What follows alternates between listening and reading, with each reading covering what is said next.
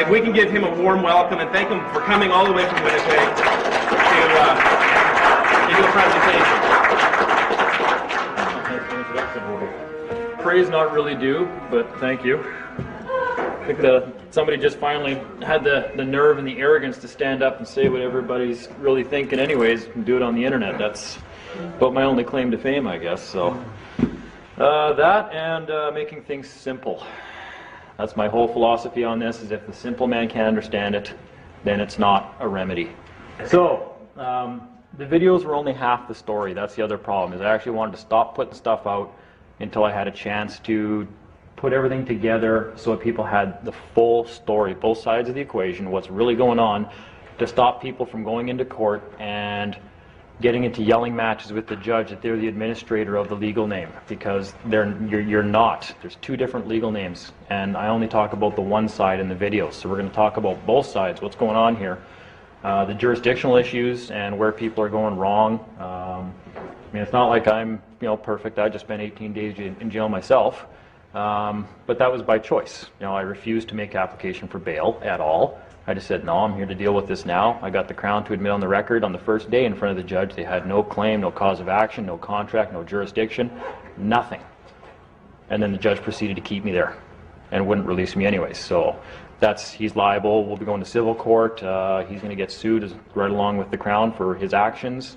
I really don't care. They could have kept me in there for another 8 months because I'm making more money by sitting in a chair watching satellite TV and drinking coffee than I was by actually being outside at home, right? So I don't care. I had fun with it. Like, I've got lots of stories about that. I like to tell people, you know what, if you're not having fun, you're doing it wrong. Did you drop the soap? You know what's funny about that is actually, I had my own private shower anyways, right? Like, it's not open showers for everybody. And the first time I was in there, I'm washing up, and I dropped the soap. And I started laughing. I'm like, oh man, I'm going to have to tell people I dropped the soap when I get out of here. And it broke into a couple pieces on the floor, and I'm like, oh, I don't know if I want to use that soap now. It's touched the floor of the shower, so yeah, I was just like, oh, I left it there. Anyways, yeah, not the cleanliest of place. You got to have fun when you're doing it. And I have fun, like when I'm in jail, I'm like, yeah, whatever. And it's true. I had a whole file I like to bring and show people just so they know I'm not lying. Where when I start drafting all my legal documents or any papers I'm going to write, I write them in pencil on those little golf pencils they give you in jail in the back of the requisition forms for the canteen and stuff like that, and that's what goes into the court file. So that's you make the best of it, and don't let them know that court or that jail doesn't bother you, because that's their last card they have against you is you'll go to jail. It's like, well, big deal. That's the worst you got. I can go to jail? Give me a break. I mean, if I'm not free to travel the highways and do what I want, I'm in jail already. That's just a smaller room. That's it. So I don't care. And they have to know that. They have to know you're not afraid of them. Because it's a bit of a pissing match in jail, in court. It's a battle. It's a war zone. It is. That's what courts are developed for, right? We used to have armies and go into the field and, I'm right. No, I'm right. Well, yeah, when my army beats your army, then I'll prove to you I'm right. Well, they just moved that into a courtroom. It doesn't mean we have to act civilized at all times, because it's still a war zone. They're still attacking you, right? And that's why, I'm not kidding. Sometimes when I'm in my videos and I say I'm yelling at judges sometimes, I'm doing that, but I don't recommend people do that at all, because that's just going to get you where I went for 18 days. I just don't care. So we'll go over what I started touching on in the videos, which is one side of the equation. I don't know what everybody's background is, but I already know that everybody is just mass confusion on what the name is. Still, just mass confusion. So I think that's probably where we're going to start. Again, don't take my word as law. Right? It's only law if one of you agrees with me. Then it's only law between us two, and it doesn't have any bearing on anybody else you're going to go to court against. So people have to understand what law is as well. Jurisdiction, law, the name, we're going to touch on all that right now. I'm assuming everybody's probably seen the videos. Okay. Yeah, like I say, not the most professional videos on earth, so. They are wonderful. Oh, thank you. That's great. Okay, what's the government doing to us? Why aren't they recognizing our rights? Why aren't we traveling the highways, unmolested by agencies of government? And what is the name? That's the most important thing. I touch on it in one of the videos there where I start talking about the name. We go through it all, but we're only talking about one side of the equation in that video. I meant to get onto the other half of what's going on that I hadn't even quite perfected yet at that point, but then we never did. So everybody that's watched the videos, you're only getting one half of this story. So I'm going to draw both sides of the equation at the same time here as I'm going on to explain what happened so we can see the differences between the two. It's the same legal name, but it's a name in two different jurisdictions, is what's happening. And you are the administrator and the beneficiary of the name on the one side of the equation in jurisdiction, and they are the administrator and beneficiary of the same name in a different jurisdiction. And that's what people don't understand. They don't understand jurisdiction in court and what jurisdiction is, period. Right? So, and once again, I don't know how many times I try to tell people this. Well, we'll start with man. Okay, so man. You're born, and one of the first gifts that your parents give to you is a name. It's given to you. That's why it's even called a given name. And then you have your family name, which is your surname. And they fill out a registration form with the government. And it's something I'm also going to clear up right now. If somebody can prove me wrong on this, I'm still waiting. The challenge is out there. If somebody actually wants to send me documentation on what registration is that conflicts with what I'm going to tell you, I'm still waiting. And it's never going to show up. In their own laws, in Bouvier's Law Dictionary, you can look it up. Registration is not this nefarious thing that, oh, as soon as I register something, it's not mine anymore, right? It's the exclusive property of whoever I registered it to. That's nonsense. Just look up the word register in Bouvier's Law Dictionary. It says right in there, registration transfers no interest in property. It does not transfer an interest in property. What it is, it's a recording. It's a public record that's meant to protect your interest in that property. They're not tricking you into registering something and then saying, ha, now it's ours and you have to do what we say. Right? That's not what's going on. So we register a name. There is a trick being played, but that's not it. So they register the name, again, because you are not a name. You're recognized through a name. That's the will of government. That's the will of the legislature, is to be recognized through a name. Because I don't want to say they can't recognize a man. They can, but they recognize you through a name because a name is a title. And you can't do anything without a title. Nothing. And that's the whole point of what's going on. So your given name, once it's registered, becomes a title that they recognize you through. So we'll just say, what is it in BC? Is it a certificate of live birth? Or a statement of live birth? Yeah. SOLB we've been calling it. Yeah, statement of live birth. Statement of live birth. Registration of a live birth. Yeah. Either way, it's a registration. Okay, so it's a public record of a live birth. That's all it is. It's not gifting you as property to the government. It's nothing nefarious or sinister. In fact, it's a good thing. You're going to want that. So let's just call it a live birth record. We don't, because down in the States it's called something different. In Manitoba it's the particulars of a live birth. I don't care. It's a document filed by the government, and the most important part about this document is who signed it. And that's one of our parents that signed this. Right? That's the important part about this document. Nothing else on that document is important except for whose signature is on it. We'll say live birth record.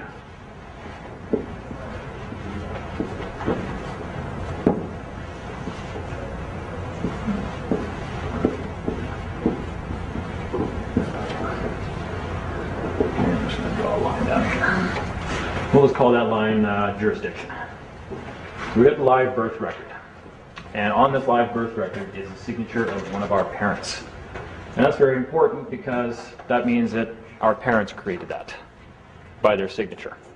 So that's a creation of theirs that gave us a title, a name to be recognized through. So let's start with the points, the difference between the document. So a live birth record was created by our parents. We'll say created by, and in fact you can say it's created by you, created by us. Because your parent is just acting as your guardian. They're doing it for you because you're a little baby. They have to feed you as well, right? You know, I hate it when people say that, you know, I was born a softer. No, you weren't. Did you feed yourself? Did you go crawl around and find, you know, bugs to eat? No, you're not. Someone had to look after you when you were born. You had a guardian before you. So it was created by us.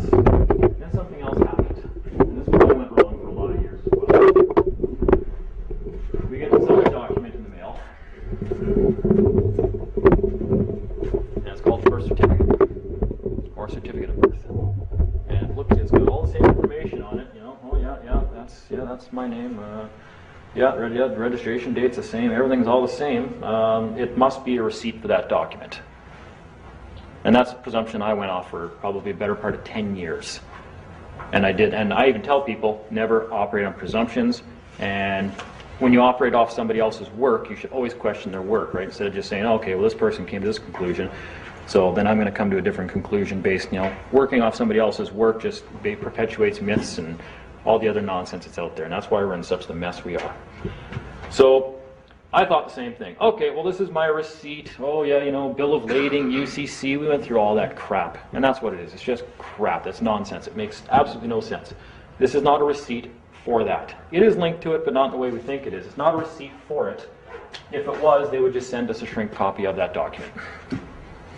So clearly something else is going on. And the other problem is, this is a live birth record, and that one just says certificate of birth. If it was an extract of that document, it would say certificate of live birth. It doesn't. The titles are different. That's very important. We're going to call it birth certificate over here.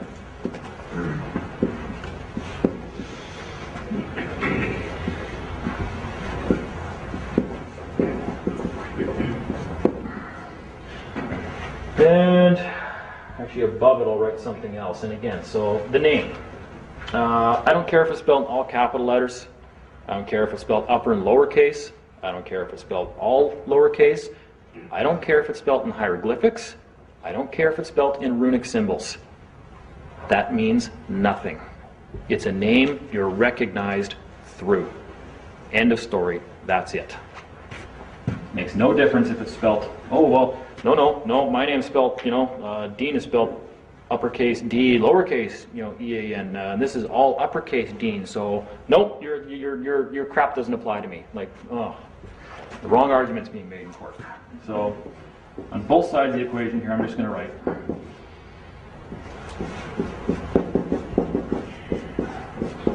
Dean Clifford, Dean Clifford. Except I'm going to start. You can erase that stuff. Oh, okay, we're done with that now? Do we have an eraser? This.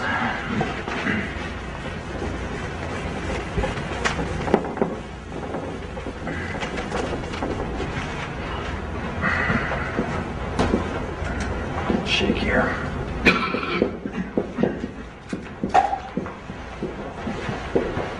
Again, same name, same information. Two different documents. And the most important part about this document is whose signature is on it? Government's.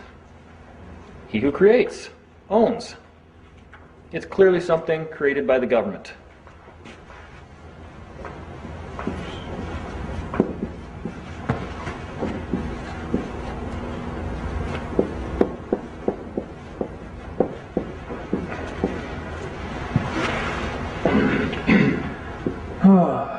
And I'm going to think here for a second before I go on, because I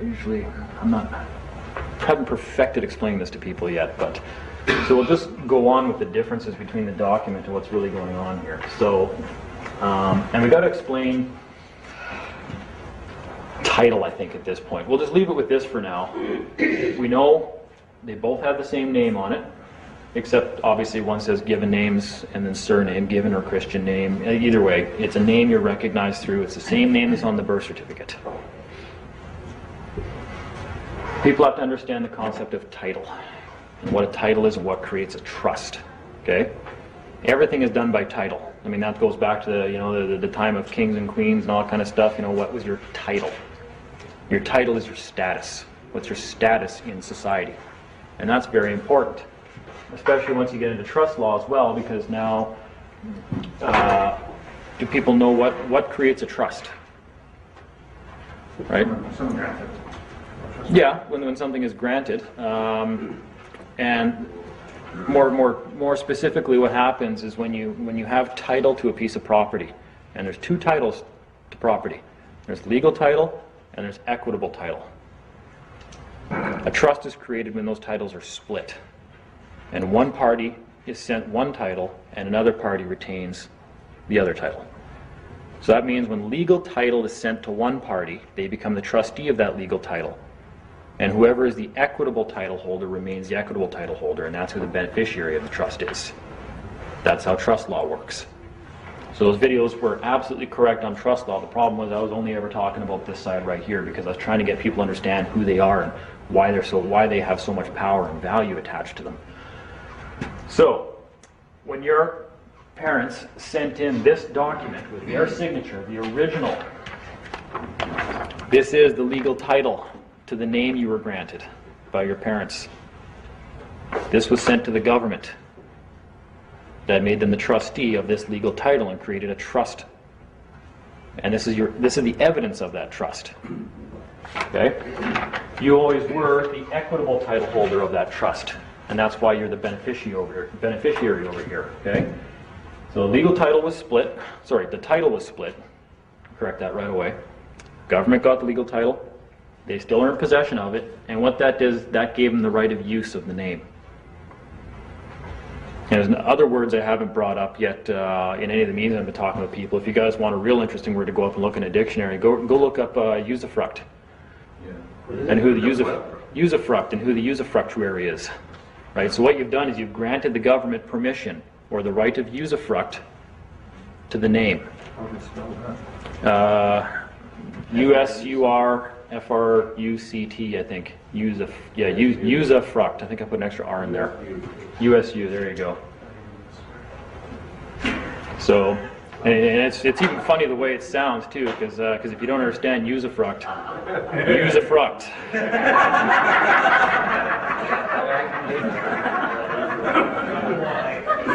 So, that's the only quasi swear you guys will get out of me today, I think. Oh, come on.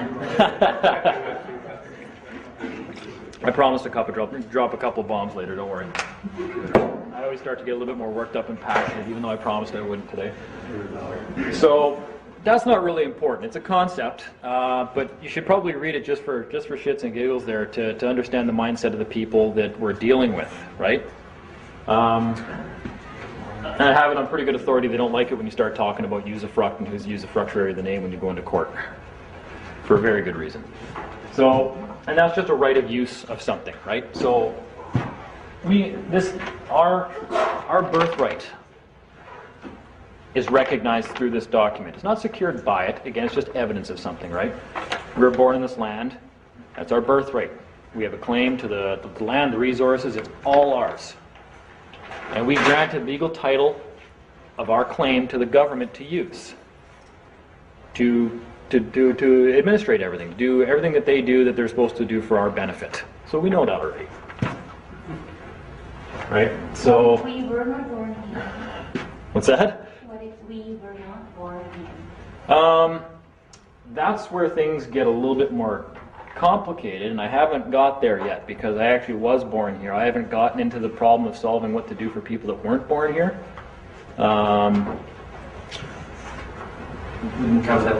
We could probably cover that one later and try to reverse engineer what happens there as well. Again, everybody has to realize that we've been doing this all by reverse engineering what we're left with in the end. And that's sometimes the hardest thing you could possibly do, is to then, oh, well, why does this work? You know, and ooh, you get a shock. Nope, don't do that again. And that explains the common law movement for the last 15 years. Okay, so on this side of the equation, because it was created by us, we are the beneficiary of what was created.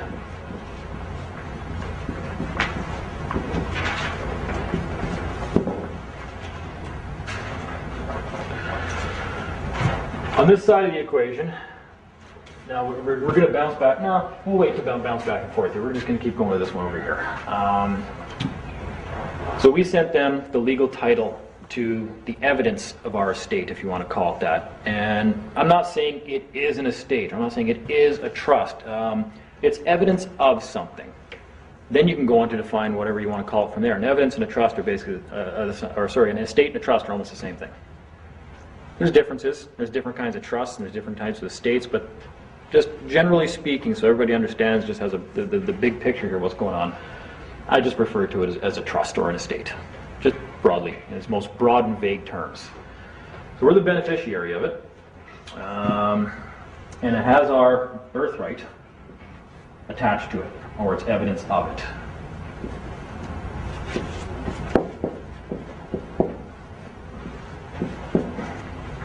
Okay. And what's our birthright? Our birthright as a man is Live free, unmolested. our common law rights, right? Inherent freedoms, inherent rights. I love the word inherent because that's one of the jurisdictions of the courts, is inherent law. So let's just call it inherent rights over here. God-given, inherent, natural, common law rights. They're pretty much synonymous terms. Inherent rights. One of those rights is to conduct commerce. Period. I even had a recent argument with somebody on this because the belief is still out there that government, by some act of magic, simply has jurisdiction over all commerce everywhere at all times. Sorry, that is incorrect. Absolutely, because it's a right. It's a right to be able to conduct business, your own business. And that's what it is, it's your own business. Anytime you're doing it, I don't care if you're out in the roads, I don't care if you have a store somewhere and you have the public coming in, that's still your own private business. Unless you get a business license, of course. Then that changes a little bit. So I'm still going to put business commerce down here. You still have the right to do that.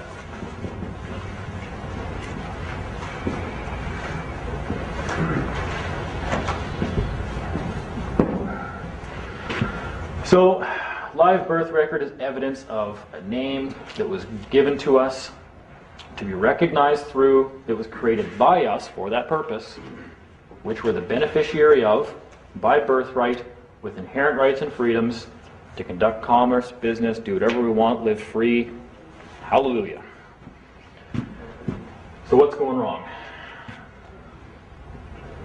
We get this guy in the middle. And we know, okay, well, it's got their signature on it.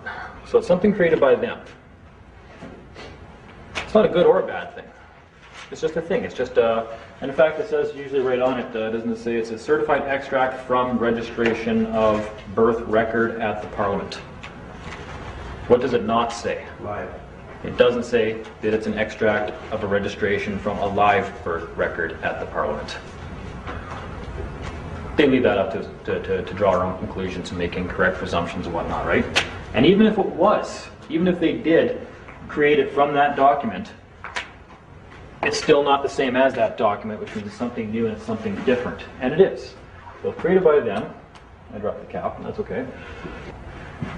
If the government is the trustee of the document that we sent them, and we're the beneficiary, what does that mean for the document they sent us back and told us to put in a safe place and never use as ID?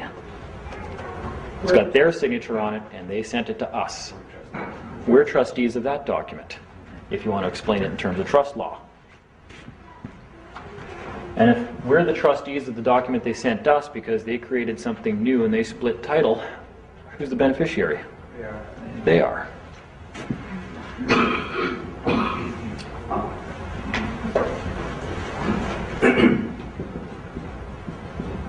And there's two different ways to explain what the birth certificate is. I'm going to go over them both, which actually mean the same thing anyways. But there's just two different ways of saying it. Beneficiary is government. Okay, so the beneficiary of that instrument is the government. Okay, so that's why we're going to start getting into the opposing jurisdictions of what these two documents are. The birth certificate, because it's a creation of government, and government is entirely statutory in nature, does it have a birthright or rights? No. No, it has benefits and privileges. given to it by the government.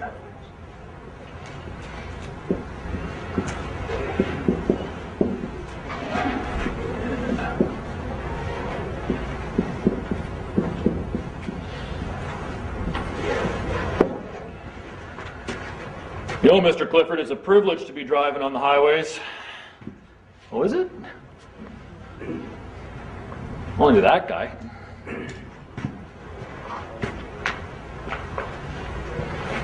So, instead of inherent rights, this has statutory rights. Or legal rights. We'll just stick with statutory though.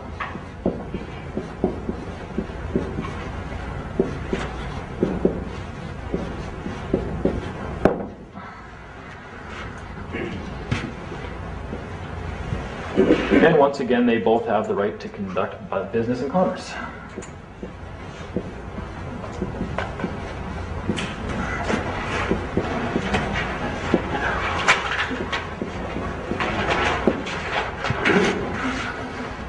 So there is similarities and there's not similarities. The problem here is that both these, it's the same name, different jurisdictions. And that's where the title comes important. That's where title becomes so important, because how many members of the government have different titles? This is the minister. You know, this man is the minister of this, and the minister of this. Those are all different titles.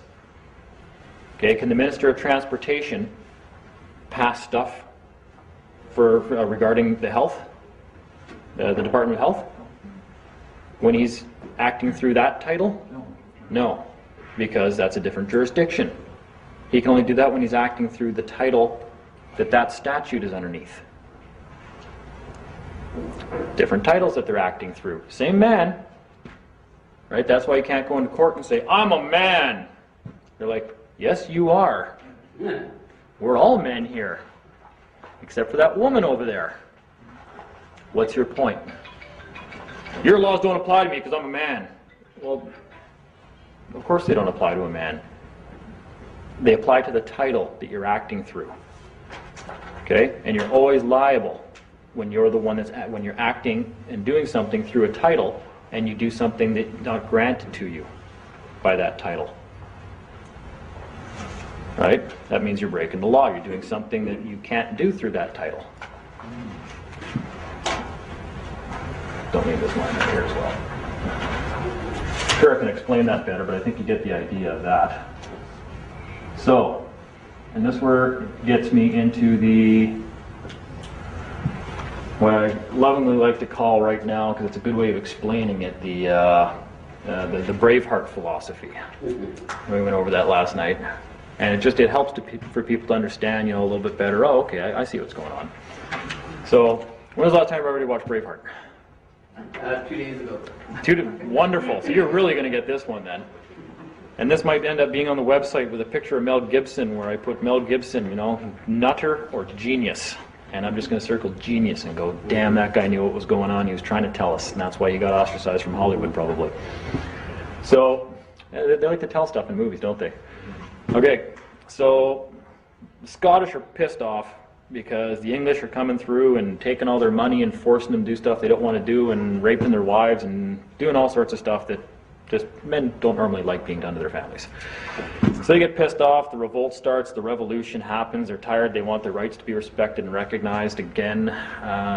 Then the armies march on one another, Longshanks sends up his armies, and all the Scots and the Scottish nobles march down there, and they're all squaring off against a field. And the representative Longshanks comes riding out, right? And then the nobles ride out to, let's talk about this. Let's try to negotiate something here. We don't really want to fight, and no one wants to die. Dying's not a good thing, for the most part. Sorry, I need a drink of water. And the guy rides out, and he says, look, he goes, we don't want to fight. This is the representative of Longshanks. So take your army and just leave, just go home. Let's just forget this all ever happened. And in exchange for this, the king will grant you titles and estates in York and blah, blah, blah, from which you will pay an annual tax for the use of that title of X amount per year. You have to pay a tax for using that title because it was granted to you by somebody else. And that's when, of course, Wallace rides up, I have an offer for you. No, fuck off. Take your army, you march the other way, and we'll let you live. That's my counteroffer. And if you don't, every one of you will die here today. And of course, then the battle happens. Because obviously they couldn't reach a peaceful conflict resolution at that particular moment. So, and then later on in the movie, my favorite scene, I'm probably going to wind up putting that on the internet too, where he's talking to one of the nobles there. I think the guy ends up being the King of Scotland there, and he's telling him, he's like, look, he goes, we have this birthright. It's ours. This belongs to us. And he's saying, like, for Christ's sakes, he's like, help yourselves. Like, don't just take what's yours.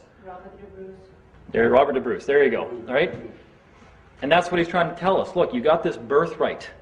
Take it. It's yours. And you owe nothing to anybody when you're using your birthright. And that's a title. Your birthright is a title. And this is evidence of that title right here. So if they would have just taken their own country and did what he said and fought with him, they would have had their own country that they would owe taxes to nobody and not be under the thumb of anybody else. And of course they screwed him over and took the titles that had liabilities attached to it and were stuck paying taxes and all that kind of shit until they finally did actually, I think, separate later anyways. So, very important concept. Because again, now we get back to who created what, okay? If I built my own car from scratch, or even if I just bought all the parts and I just built my own car and I'm going to go around and drive it, whose permission do I need and who do I have to pay for the use of that car that I built? Nobody. I built it. It's mine. The only person I owe is myself. What am I going to do? No, thanks. Pay myself $100 for using it? No, it's mine. It's my right. So, I don't have a car. I do, but pretend I don't have a car. But my friend built one. And I said, hey, you know what? I don't have a car and I got to go to work. Can you loan me the car? Can I use your car because I don't have a car? He says, yeah, no problem. How does $1 a kilometer sound? It's his car. He can either give it to me to use for free, or he can charge me per kilometer. He can just say, oh yeah, just put gas in it, or just give me $50. It's his. He dictates the terms of my use of his property. And if I don't like those terms, then I can walk to work that day. Okay? So, that'd probably be a pretty good word for a tax, eh? Well, you can use my car. I'll give it to you, but I'm going to tax you for its use. Sounds fair. Now they call it a taxi? Very likely. Actually, I don't know if I've ever taken a taxi. But actually, that's a very excellent point. That's probably actually very relevant. They're taxing you for its use. And tribute's another one that tax is associated with, right? Tribute and tax? It is tribute. Render unto Caesar what is Caesar's. Well, I guess that depends on who Caesar is. I said that to a judge. Because he actually told me, he said, we're not here to do the Lord's work today, we're here to do Caesar's. And I said, I couldn't agree more. I guess now, who's Caesar? Mm-hmm. Actually, something I bring up to I know a lot of Christian people who say, well, you got to pay taxes, but they don't read their Bible right. Because actually, real quick, there's a story about where Peter was to get the whole point out of the fish's mouth. Right before that, actually, Jesus says, he says, Peter, to whom did the sons of the kings pay tribute? And Peter says, to no one, Lord, they're sons of the kings. He says, therefore are the children free. Keep that in mind. Only the foreigners pay taxes. The king's children do not pay taxes. That's another very valid point. And also you can get into, well, if we're supposed to render unto Caesar what is Caesar's, that brings into question what is Caesar's. And since Caesar has created nothing, because everything on this earth belongs to God, Caesar's owed nothing. And the Jews wouldn't pay. That was their big problem. Exactly. So, anyways, that's neither here nor there, but keep that in mind in a few minutes here when I get onto that. So, we're starting to kind of get the idea here what's going on. We've got two different things going on here. We've got government on this side over here. Because government's a business. It's a foreign corporation. Charter and Rights and Freedoms is the first part, is the short form of the Constitution Act, which is Schedule B to the Canada Act, UK, 1982. That's where it was passed. It was passed in the United Kingdom in 1982. It's called the Canada Act. It's not an act of the legislature of the Government of Canada at all. It's above Canada. It created Canada. It's a charter that created the vessel of Canada. Period. And all the Canada Act 1982 was the act to rename the BNA Act of 1867. And it says right in there, we're just renaming it and making the language a little more modern, but the original BNA is still the superior document. It's right in there, read it. They're not hiding nothing. So, government's a corporation. We know that, it's a business. They do provide a very, very good function for us. And we don't want to be scared of them. We just want to start using them the way they're supposed to be used. That's why registration is a good thing. It's actually a public record of an event that protects your rights. So someone can't come out to my farm with five of his buddies and guns, say, "Get out of here! It's my farm now." You know. Then I just go, oh, someone just stole my farm. No, that doesn't happen anymore because governments are meant to keep records of who owns what to protect their rights. And that's why nothing can be taken from you without due process of law. And that's when the records can be changed to show somebody else is the owner. So records are a good thing. They're not forfeiting equity in the property. They might be forfeiting legal title. That's fine. I don't care about legal title. If somebody else is holding legal title in trust for my protection and my benefit, that's great because they're now liable if something happens and I lose that. They're the liable party. It's a great thing. We just have to finally understand what's going on. So, government's a regulatory body. They regulate everything here on the lands. They don't exist. They only exist in the waterways. And who cares? What relevance does that have to anything anyways in the real world? You're going to walk into court and say, well, Canada's a ship on the seas of commerce and they only exist on the water, so I don't have to do what you tell me to do. Okay, see you in jail. And that's where you're going to go. That's a pointless argument. It has no relevance in life. So,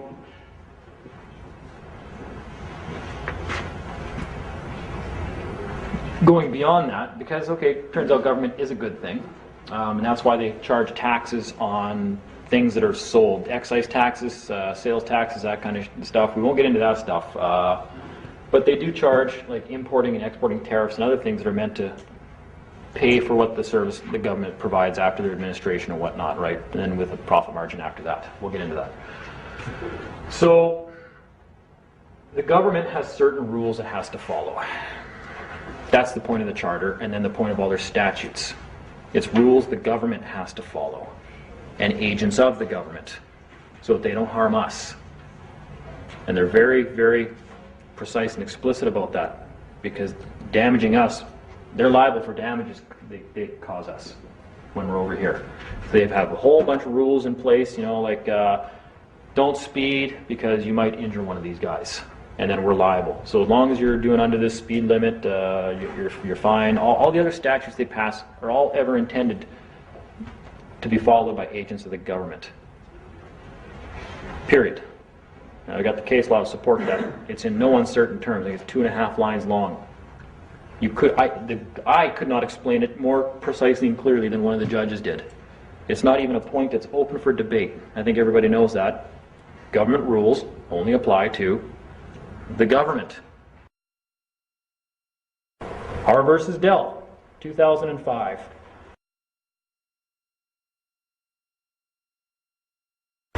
The Charter does not apply to interactions between private citizens except where the private citizen acts as an agent of the state or is performing a government function. Period. It just makes sense. So, among one of our many, many birthrights, this is where it gets good. We have the right, because we were born here and we allow the government to operate here, we have the right to work for the government if we want to be an agent of the government. So they gave us that. They said, okay, one of your birthrights, and now that we know that you have a birthright on file, we're going to create a government agent identity for you that you can work as an agent of the government if you want to. Everybody needs to earn a living. Everybody needs to earn a living. That's what they did. They sent us that in the mail and said, you're certified, just because you were born on this land, you're certified to work for us. It's a birth certificate, right? I have a diploma at home. I graduated high school. Apparently I'm now certified to do something. The qualifications for being an agent of the government are somewhat more lax. It includes being born here. That's a right. Because we allow them to do business here and conduct their affairs on our land and control the resources that they're supposed to be benefiting us.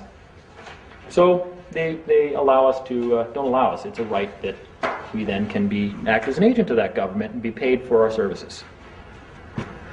So you could call it a license, I don't call it a license. It's a title that you can act through. Same thing, I can be, the same man can be the Minister of Finance or the Minister of this or the Minister of that. Those are all titles that they act through.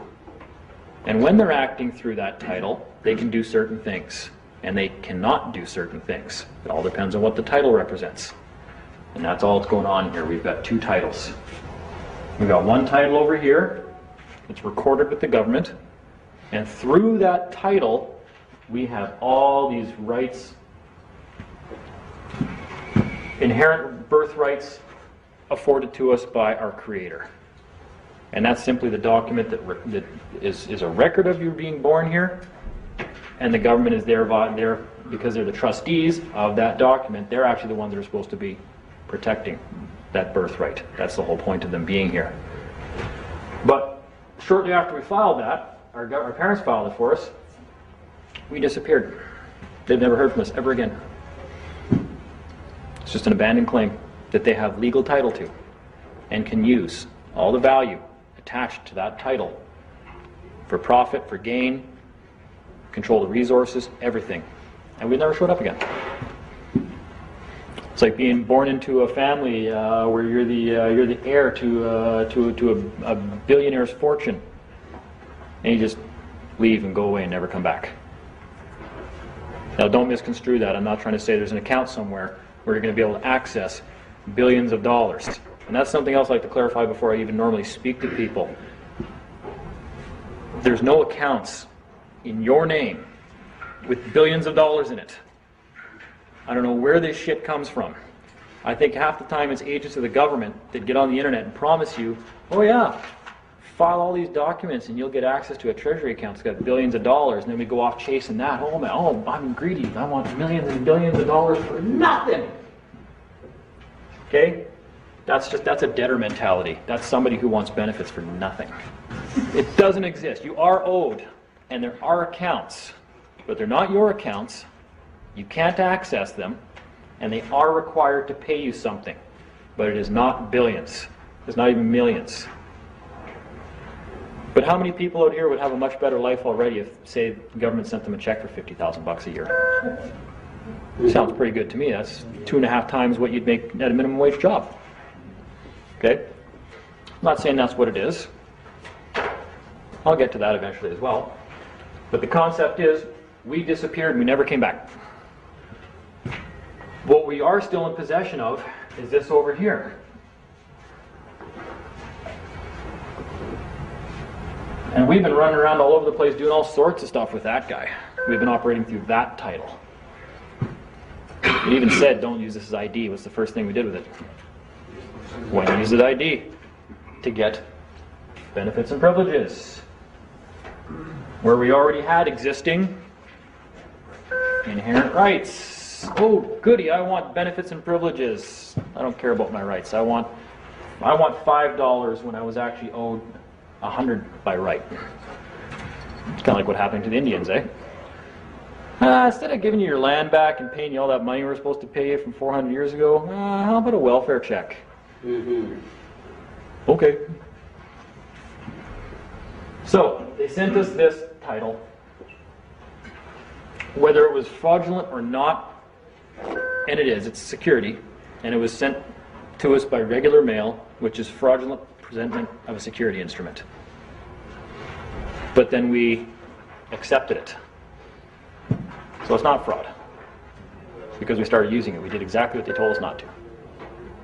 And when you start using a name that's not yours, you accept all liabilities attached to it. And what would those liabilities be? Taxes. Taxes for using somebody else's car. And they tell you how much it's going to cost you for using it. They're called statutes.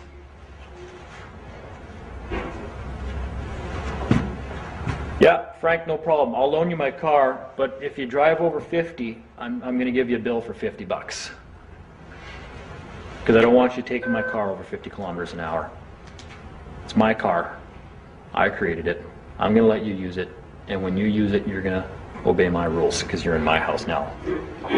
That's all that's going on. It's nothing nefarious, nothing sinister, and it doesn't get more simple or complicated than that. Actually, it does get more simple, but it doesn't get more complicated than that. You can make it complicated. I could probably draw a chart on here that would fill this wall explaining more of this, but what's the point? This is actually what's going on, right? But the problem is, and this is my philosophy on this, is even though we have, okay, so you go out and you use this ID, you use it as ID, it's not, it's a record of an event. You have the legal title to it, so you can go and use that legal title to get things and do things. The same way the government's using our legal title to allow corporations to go and rape all the resources off the planet for free. Okay? They were told not to do that. So that's where some of our remedy starts to come in. But either way, that's what we're just doing what they're doing. Same thing. Government mirrors us. As is above, so is below. It's a mirror. It's a reflection. Government does everything that we do. We get the government that we deserve. You know, all these people are protesting down at Toronto and in Wall Street too, bitching at the government, Wall Street, for giving us what we asked for. I almost can't blame the government for going in and kicking these people in the teeth. Saying, you've been demanding these things from us for 100 years, and we gave it to you. And now you're pissed off that we did it. What do you want? What the hell's wrong with you? We do look stupid. It's not our fault, though. We're ignorant, right? That's kind of the purpose of my tour, is the war against ignorance, I guess we'll call it. And I was there myself. So we go and get a driver's license. You can only get a driver's license by producing this, the title that the government gave you. Because over here, you wouldn't need one. We go and get a SIN number, and then go and start working for somebody. And the SIN number you can only get by having one of these. It's attached to this. So as soon as you put that SIN number on an employer ID form, you've just identified who's working. It's not the social insurance number that taxes you. The social insurance number is evidence that you're operating through this title. And they can tax this title. That's all they're doing. They're taxing the name. When people think they're paying property taxes on the land, no. You're paying for this title's use of the land. It's always attached to the name. So, you get pulled over and you produce a driver's license. License registration, please. And you pass it over. Yeah, okay. Driver's license attached to this title. It's statutory. It must pay taxes.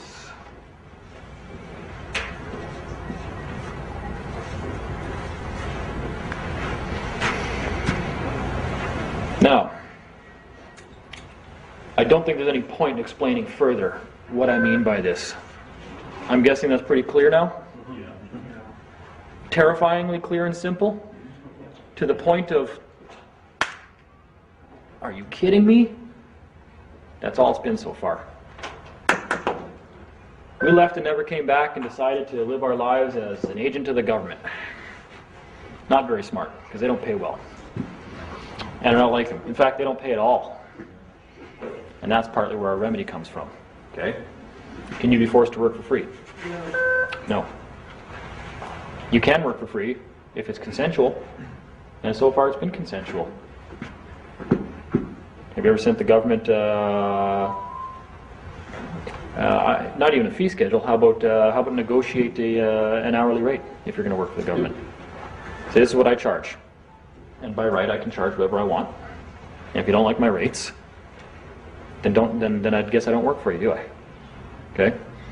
Point is, the government can never prove that you acted as an agent of the government, performed a function of government, or that they paid you to do that. Ever. So that's why I got into, in some of the videos, I started talking about, okay, well, when we go to court and the Crown's charged us with something, I send a letter saying, well, exactly when did I perform a function of government? What was I being paid? What function of government was I performing? If you can't prove even just those 3 questions, then you can't prove I was acting through this title. And if I wasn't acting through that title, you can't tax me. I'm non-taxable.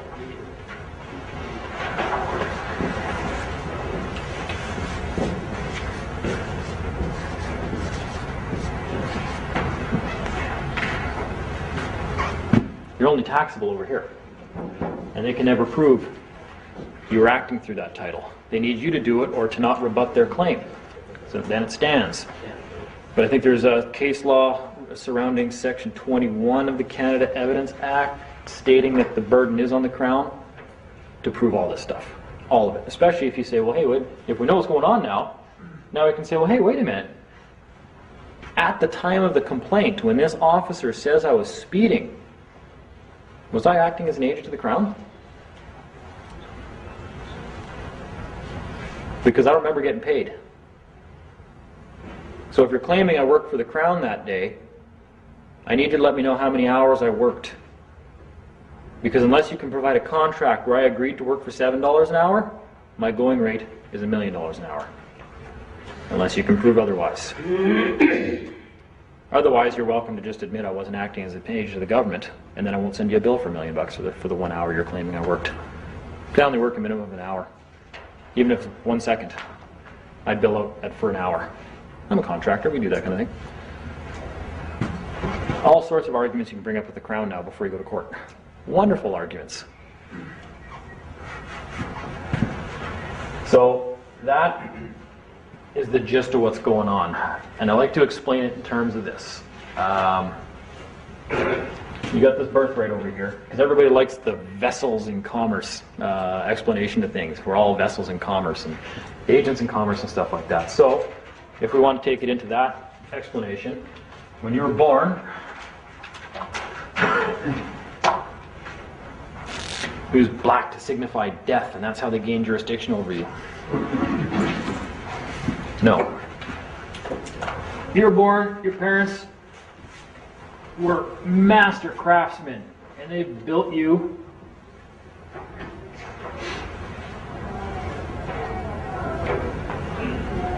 a battleship.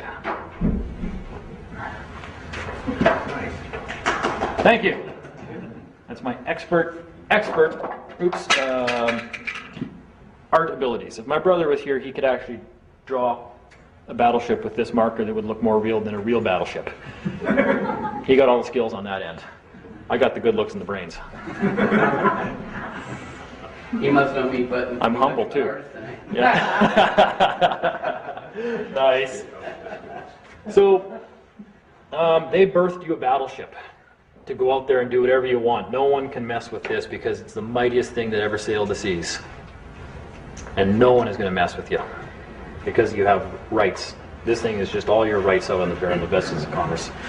Then the government came along and said, okay, well, we'll let you work for us because we're regulating all the resources here. We need people to work for us and act as agents for us, and we'll pay you to do it.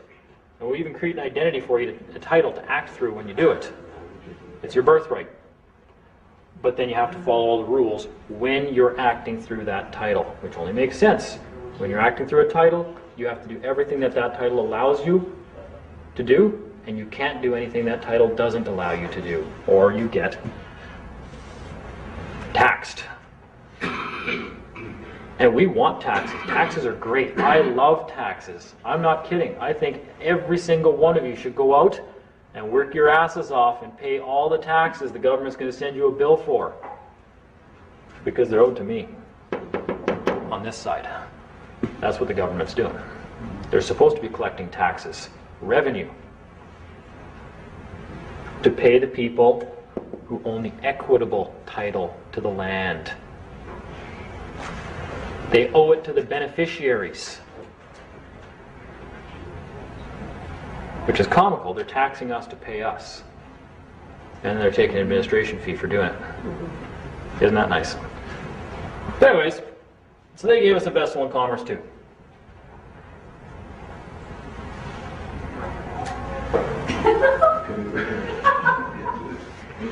There's my paddle.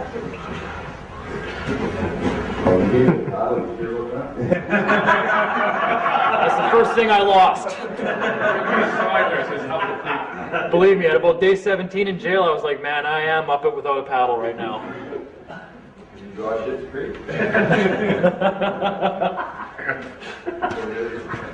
So there's the explanation in terms of commercial vessels for the people that are going to be watching these videos online that like the commercial approach to things. Oh, they're all vessels sailing the seas of commerce. Okay, sure, I can go with that explanation too. Different ways of explaining the same thing. Except over here, my parents gave me a battleship. That no one can just come up and, we're coming aboard, we're going to steal all your property on the battleship, whatever you're transporting. No, you're not, dude. Don't you see this gun? I'm going to blow you out of the water because this gun represents my rights. And then the government came along and said, okay, well, we got an idea. Come and work for us and we'll give you a canoe. But it isn't amusing. I mean, when you're in jail, you muster up for dinner. They use all sailing terms there. It's all done military. You know, Clifford, comma, Dean. Muster up for dinner. And then they go and they walk you right through the door. It says Sallyport. To go eat. So yeah, this stuff all does have its basis in commercial admiralty law. There's no question. Do we need to know commercial admiralty law to understand any of this? No, we don't. Because as long as we show up and we claim what is ours, for Christ's sakes, help yourselves. Claim what is yours. You don't need to know all that other bullshit. That's their stuff. That's trustee law. I don't care about trustee law. That's for trustees. That's for the government. I don't care who you're taxing. Just make sure I get my share of the profits. And they're not profits, right? It's earnings off of all our resources being squandered and the use of our land and stuff that's ours by birthright. We're letting them use it, but they're supposed to be paying us for it. And they haven't been because we disappeared and never came back. And went paddling around on a stupid canoe they could tax every time you drop your paddle. That's it. That's what's going on. Any questions about that? It's kind of funny that anytime we watch a movie on the military, their protocol is that you have to ask permission to come on board their ship. Yep. We have permission to come on board their ship. It's right here. They gave it to us in the mail. Yeah, they ask permission to come on our stuff. They never knowingly trespass on us because we don't even know who they are. They're not obligated to tell us we're owed anything or who we are. That's the beauty of it. I'm not obligated to tell. You know, as a contractor, would I be a good businessman if I drew up a contract with somebody? I'm going to build you a house. I'm going to charge you this much money, and this is what I'm going to do for the work. And you read it all, and you go, yeah, okay, I'm pretty good with that. And you're about to sign, and the person's about to sign it, my customer. And I say, whoa, hang on a sec there. Before you sign that, I just want you to know I am completely screwing you over in this deal. Go ahead and sign. I just felt obligated to tell you that if you sign that, you're a moron. But go ahead. Yeah, that would be full disclosure. Wouldn't be a very good businessman if I did that. No, I don't screw anybody over, right? My contracts are always on the level, but that's what that has the effect of. They're not obligated to tell you you're being screwed over. Why would they be? See a hand. When you were asking, or when you were mentioning about them having to prove that you were working for them as an agent, I guess if you get pulled over for something and you give them your license, that's the proof right there, is it not? It creates a presumption, right? The presumption is you're acting as an agent of the government because you just produce government ID. So then if you get a ticket and you discuss with Crown and say you're going to have to prove that I was working for you as an agent, and they not just say, well, you handed over your get out of jail free card or whatever? They could say that, of course. And that's when I would say, well, okay, just because I have a license to do something, does that mean I was operating under it at the time? Can a cop go to a restaurant with his family when he's off duty and pull out his badge and operate through that badge? No, he's not on duty. That has no force effect. He's just a man. He's not at work under that title. Right? Just because I have permission to do something doesn't mean I'm doing it at that time. Just because they ask for a license, oh yeah, I got one of those. Oh, okay. If I wanted to act in that capacity, which I'm not, I have one, here it is. But they presume you do, because they very quickly take down your Everything license number. after that is just a presumption that you were operating under that title that obligates you to obey all the statutes attached to it. But we never make that argument. We show up in court saying, I'm a man, I don't have to pay that. You know? And the judge just goes, oh, geez, another one of you guys. You're also in one of their government Okay, vehicles, I'll get to too, that. though. It's a vehicle's license, It's not a government vehicle. but it's got title. Of course. I registered it. I sent them legal title, and I kept equitable title. That's another trust arrangement. They're actually trustee. They're supposed to protect my interest in that property. I can use my property all I want. That's my right. Now, you license it, and you give it the ability to perform a function of government and carry on commerce through the agent name. Does that mean you're doing it at the time of the complaint? It doesn't mean that, but it's what judge is going to side with you with that argument. I don't care about a judge siding with me. The Crown's going to agree with me that I'm not performing a function of government because they're not going to provide any facts or evidence to the contrary. My claim stands. I don't give a shit what that guy on the bench says. And I tell them that. Mr. Clifford, it's my opinion that the Criminal Code of Canada applies to you in this matter. Say, well, that's your opinion, and as soon as you can provide me one law or one fact or piece of evidence that compels me to give a shit about your opinion, is when I'll care about your opinion. That was the conversation. That's the conversation I had with the last federal judge I went in front of. Seriously, what do I care about his opinion? He's there to say, did your adversary respond to you? They did not reply. We have agreement of the parties. I was not performing a function of government at the time of the complaint. They have no facts or evidence to support that. Dismiss. Motion to dismiss everything right now. I don't care what the judge's opinion is. If you believe him, that's fine. You know, that's. And I'm not talking like that to be like derogatory or belittling or anything like that. It's usually how I get my point across when I'm talking to people. Could there be a difference if you, I got pulled over one time and didn't have my license on me, and I thought the guy was going to say, okay, well, come with me then. But as a matter of fact, that happened more than once to me, and they let me go both times. Is it possible that there's something in that if you don't carry your license, then you're actually Of course. free? Well, let me ask you a question. Everybody carries around their birth certificate and pulls it out every time they're asked for ID for any reason. And it's not ID, it's just a record of something to be recognized through. Mm-hmm. What would be another really good idea to do? Or, why recreate the wheel? Everybody's out there trying to create wills and estates and a new entity and all this. I've got these letters patent, and here's a 400-page document the Attorney General for the province didn't reply to, so he's recognized I've got this new whatever and all this crap. You know what? I got a better idea. You've already got a document that is recognized by the government. You didn't force them to recognize it. You didn't get it by way of non-response. It's even got their stamp on it. But it's not convenient, I need a bigger pocket. Exactly. That's exactly it. Yeah. Well, this one's bigger, so I just take the smaller one with me. So how do you get your live birth Okay, record back? You don't want you'll never get the original back.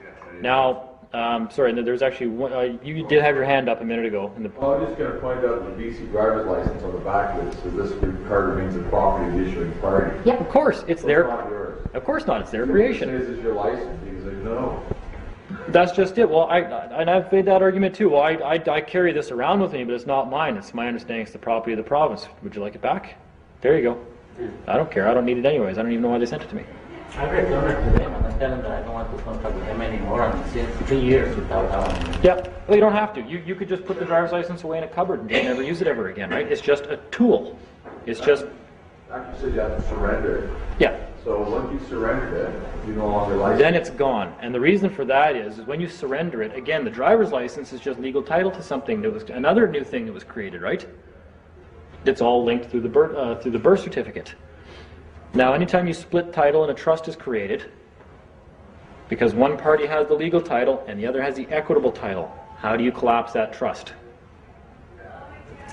You go with your beneficiary Yeah, status. those are the- Put the titles back together. Return the legal title to the beneficiary title holder. There's no more trust. That's what collapses it. So when you surrender the title to something to whoever created it, you collapse that. There's no trust anymore. So you have the option of just saying this back and saying, nah, you know what, I'm never going to perform business as an agent of the government, ever. I don't require this. I'm just going to send it back so there's no more confusion ever possible as to who I am now. You could do that. I was going to ask, you had mentioned there is a case that you have that gives reference to that statute's only applying to government or their agents. Absolutely. R versus Big M Drug Mart Limited, 1985. And this is stuff that a friend sent me. Because he said, yeah, you're always talking about 32 and 52. Well, here's the case law. And I was like, ha ha. That's of the charter. Yeah. Well, Section 52 is the Constitution, is part of the Constitution Act of Canada. So, Section 52 sets out the fundamental principle of constitutional law that the Constitution is supreme. The undoubted corollary to be drawn from this principle is that no one can be convicted of an offense under an unconstitutional law. Any accused, whether corporate or individual, may defend a criminal charge by arguing that the law under which the charge is brought is constitutionally invalid. And both the purpose and effects of legislation are relevant in assessing its constitutionality, and either an unconstitutional purpose or an unconstitutional effect can invalidate the legislation. A court not only has the power, but the duty to regard legislation found to be inconsistent with the Charter to the extent of the inconsistency as being no longer of force or effect. That's why I said earlier, they will pass laws that violate it, but that means they are of no force or effect. That doesn't mean they have to strike the law. It just means they can't actually prosecute you with it. They'll leave it on the law books, believe me, or they'll change names and they'll reword it a little bit. But so from there, then we go to R versus Dell. And R versus Dell. Now, this isn't part of the case law, or this isn't part of the decision. This is part of the writings of the book here, talking about number 32, and then I'll read the case law because it's only 2 lines long. The mere fact that an entity performs a public function, or that an activity may be described as public in nature, is not enough to bring it within government for Section 32 Charter purposes. For the Charter to apply to a private entity, not person, not man, not corporation, any kind of an entity. For the Charter to apply to a private entity, it must be found to be implementing a specific government policy or program. An entity may also be government not because of the nature of the entity, but because of the nature of the activity. So it doesn't matter who you are, you have to be, no matter what entity it is, it must be found implementing a specific function of government to be included in what they call government. R versus Dell, 2005. The Charter does not apply to interactions between private citizens except where the private citizen acts as an agent of the state or is performing a government function. You never need to leave those two pieces of case law, because 52 just said this Charter is supreme, and anything that is inconsistent with the Charter is of no force or effect. And they have the duty to make sure that they can't prosecute you with that at that point.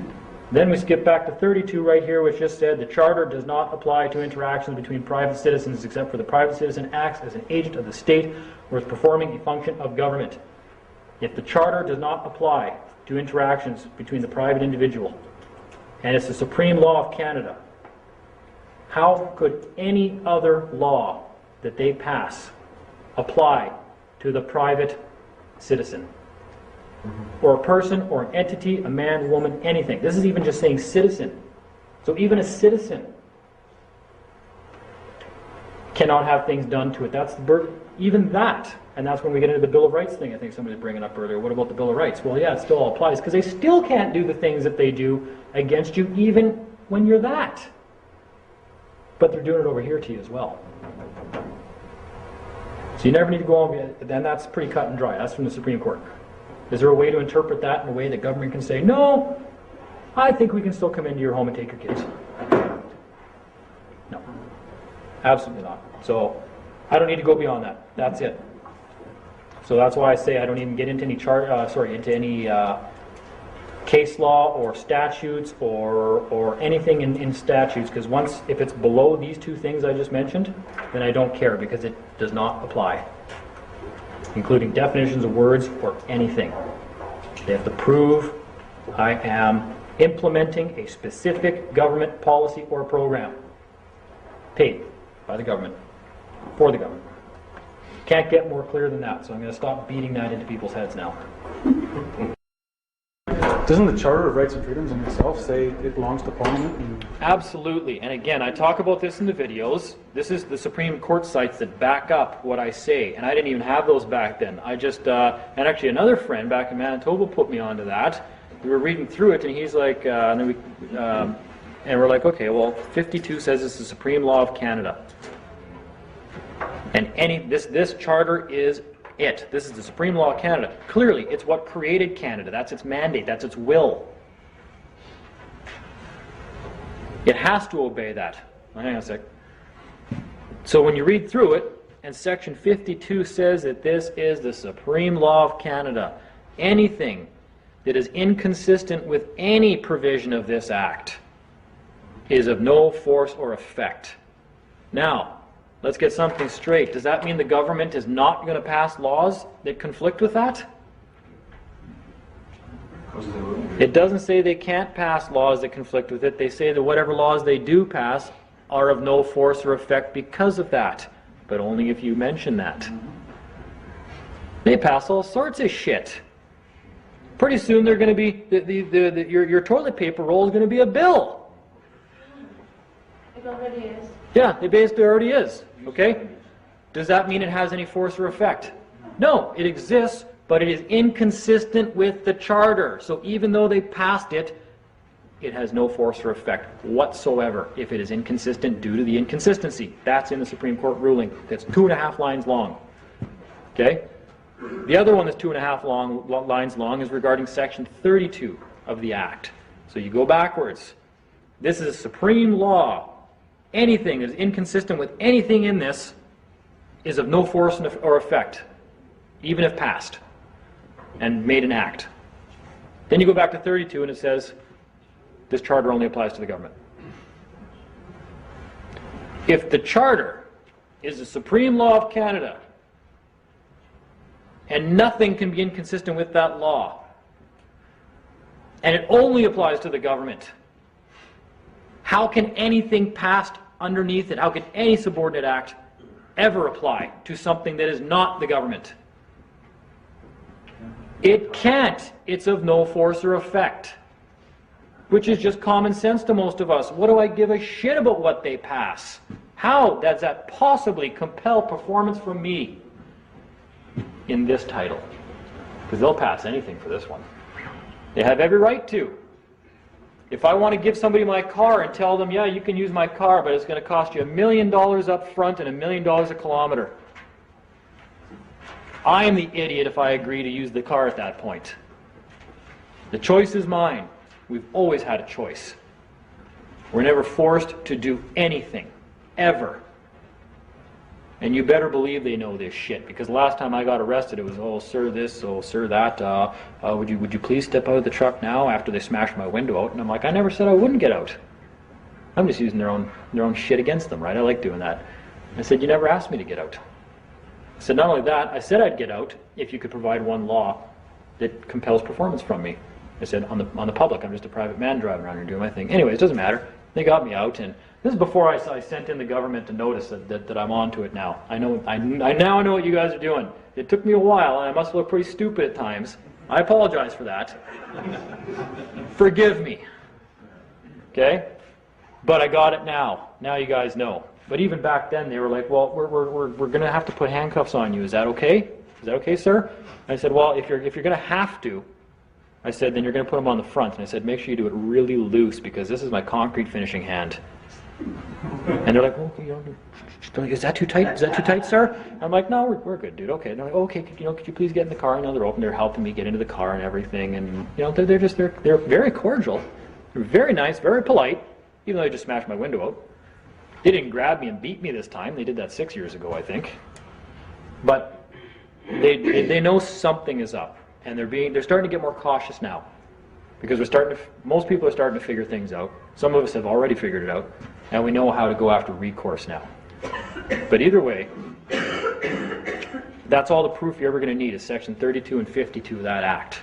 And here's why. What do I care about anything below that in any statute? It doesn't apply to me. And 32 and 52 state that, which is just common sense. If I'm in my kitchen table and I write up a new document, I authorize Dean to go into his neighbor's house and take his neighbor's TV. Sign it. Walk over to my neighbor's, ring his doorbell. Hey, I got this law says I can come into your living room and take your TV. Okay, well no, it has no force or effect. But if he just goes, oh shit. Oh, okay, well it's over there. Well, that's consent. Did I steal from him? No. He just believed my bullshit. And I'm really good at bullshit. None of you are walking out of here without your wallets today. No. But that's it. And we know this stuff. It's just common sense. Clearly they can never pass a law that tells us we can't do something. We have rights. Rights cannot be taken. Privileges and benefits can be. So that tells you we're operating on something, that was our first clue back in the day. We all know something's not right because I already know it's a right, not a privilege. And they can't take my rights away. So that's exactly, again, I'm going to ad nauseum reiterate on this. They get you to act through a title that they can regulate, that is statutorily bound and must pay taxes to its creator. And they're the beneficiary of that.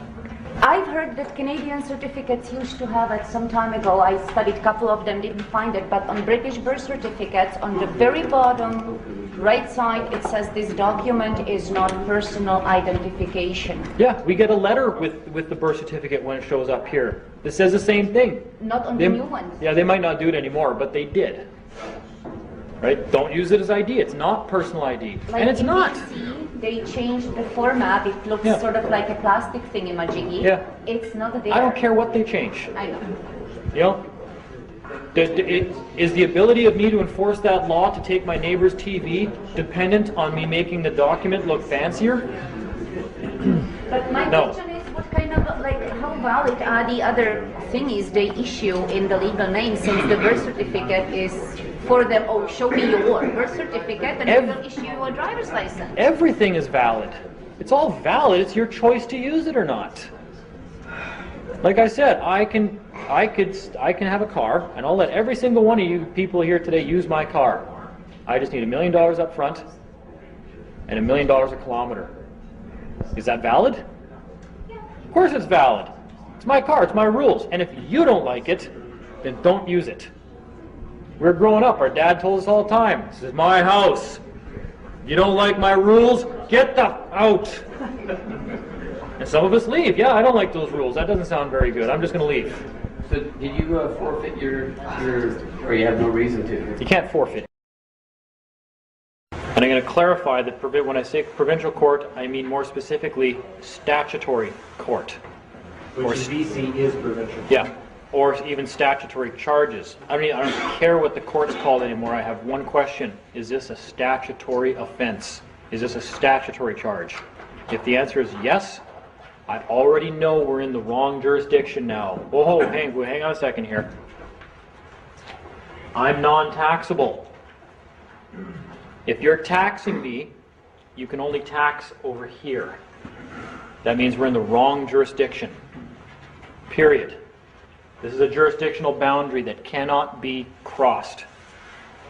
That'd be a breach of trust. This is a firewall.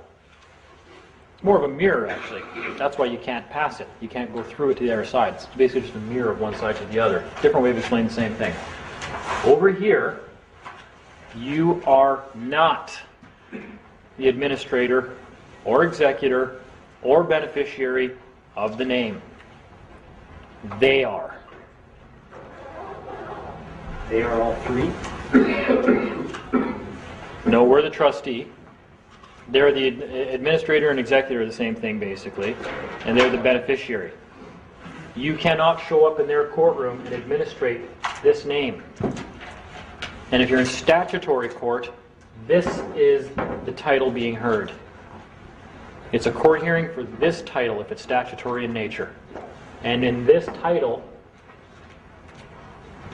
they are the beneficiary, and you pay the tax. You can't administrate the title in statutory court.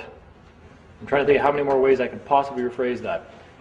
And the judges, and so this is the evidence the judges know what's going on. Some of them do. Some of them actually just don't. And again, so that's why we shouldn't be getting mad at some of these people. I think some of them actually just don't legitimately know. Almost no crowns do. Maybe a couple of, like the Deputy Attorney General, that guy would definitely know. The Attorney General will not. He doesn't know anything. He's voted into office. He probably took commerce at university. He's voted in. It's his first job of doing nothing and getting paid well to do it. And they just go and they vote on shit and sign things. So, the deputy minister will put things in front of him and he just signs it. Here, authorize this. Okay, there you go. Because that's his title, to authorize things. So he does. The judge will, and this again, I always like to bring up my brother's stories, and there's been another one since. And he was in the courtroom and said, I'm the administrator for that, and I'm here for that matter. I'm the administrator of the name. That's before I had a chance to sit down with him and explain the differences, and I still wasn't quite clear on the actual jurisdictional boundaries until it hit me one day. But as soon as he said that, the judge just leaned forward and said, "You're not the administrator of anything." And he was right. In statutory court, you're the trustee of that name. Now, that's why you cannot use constitutional arguments in statutory court. They can't see it. It doesn't exist. Because it's outside of Canada. It's above Canada. It created Canada. You can't take... I've heard people argue, say, no, you can take a constitutional challenge to a statutory court. No, you can't. They won't hear it. But what they will do is realize that they're messing somebody with over here and either withdraw charges or dismiss and just start to leave you alone. And there's ways, and we're going to get into how to do that, how to get them to leave you alone now. And then where to go for remedy, because your remedy clearly is not in statutory court either. Can you walk into a statutory court as the trustee and have a counterclaim against the entity that created the name you've been using? No, not a chance. But I used to do it. I must have looked really stupid. So I apologize for that. On camera. To whatever judge I was probably in front of. I know who it was. Right? Our remedy is elsewhere. It's not in here. We've been brought here by mistake. That's where you start to get into valid arguments. Right? So I don't know if you guys actually want to start talking about what to actually do now when you're going to be going to statutory court. Yeah. Okay, we'll get into that. And aside from that, I also want to make people understand something. How much power does the government have over you when you're the trustee over here? And they're the administrators and they're the beneficiary. What can the government do to you? A whole lot. They'll use up a package of condoms in 5 minutes on you. Okay?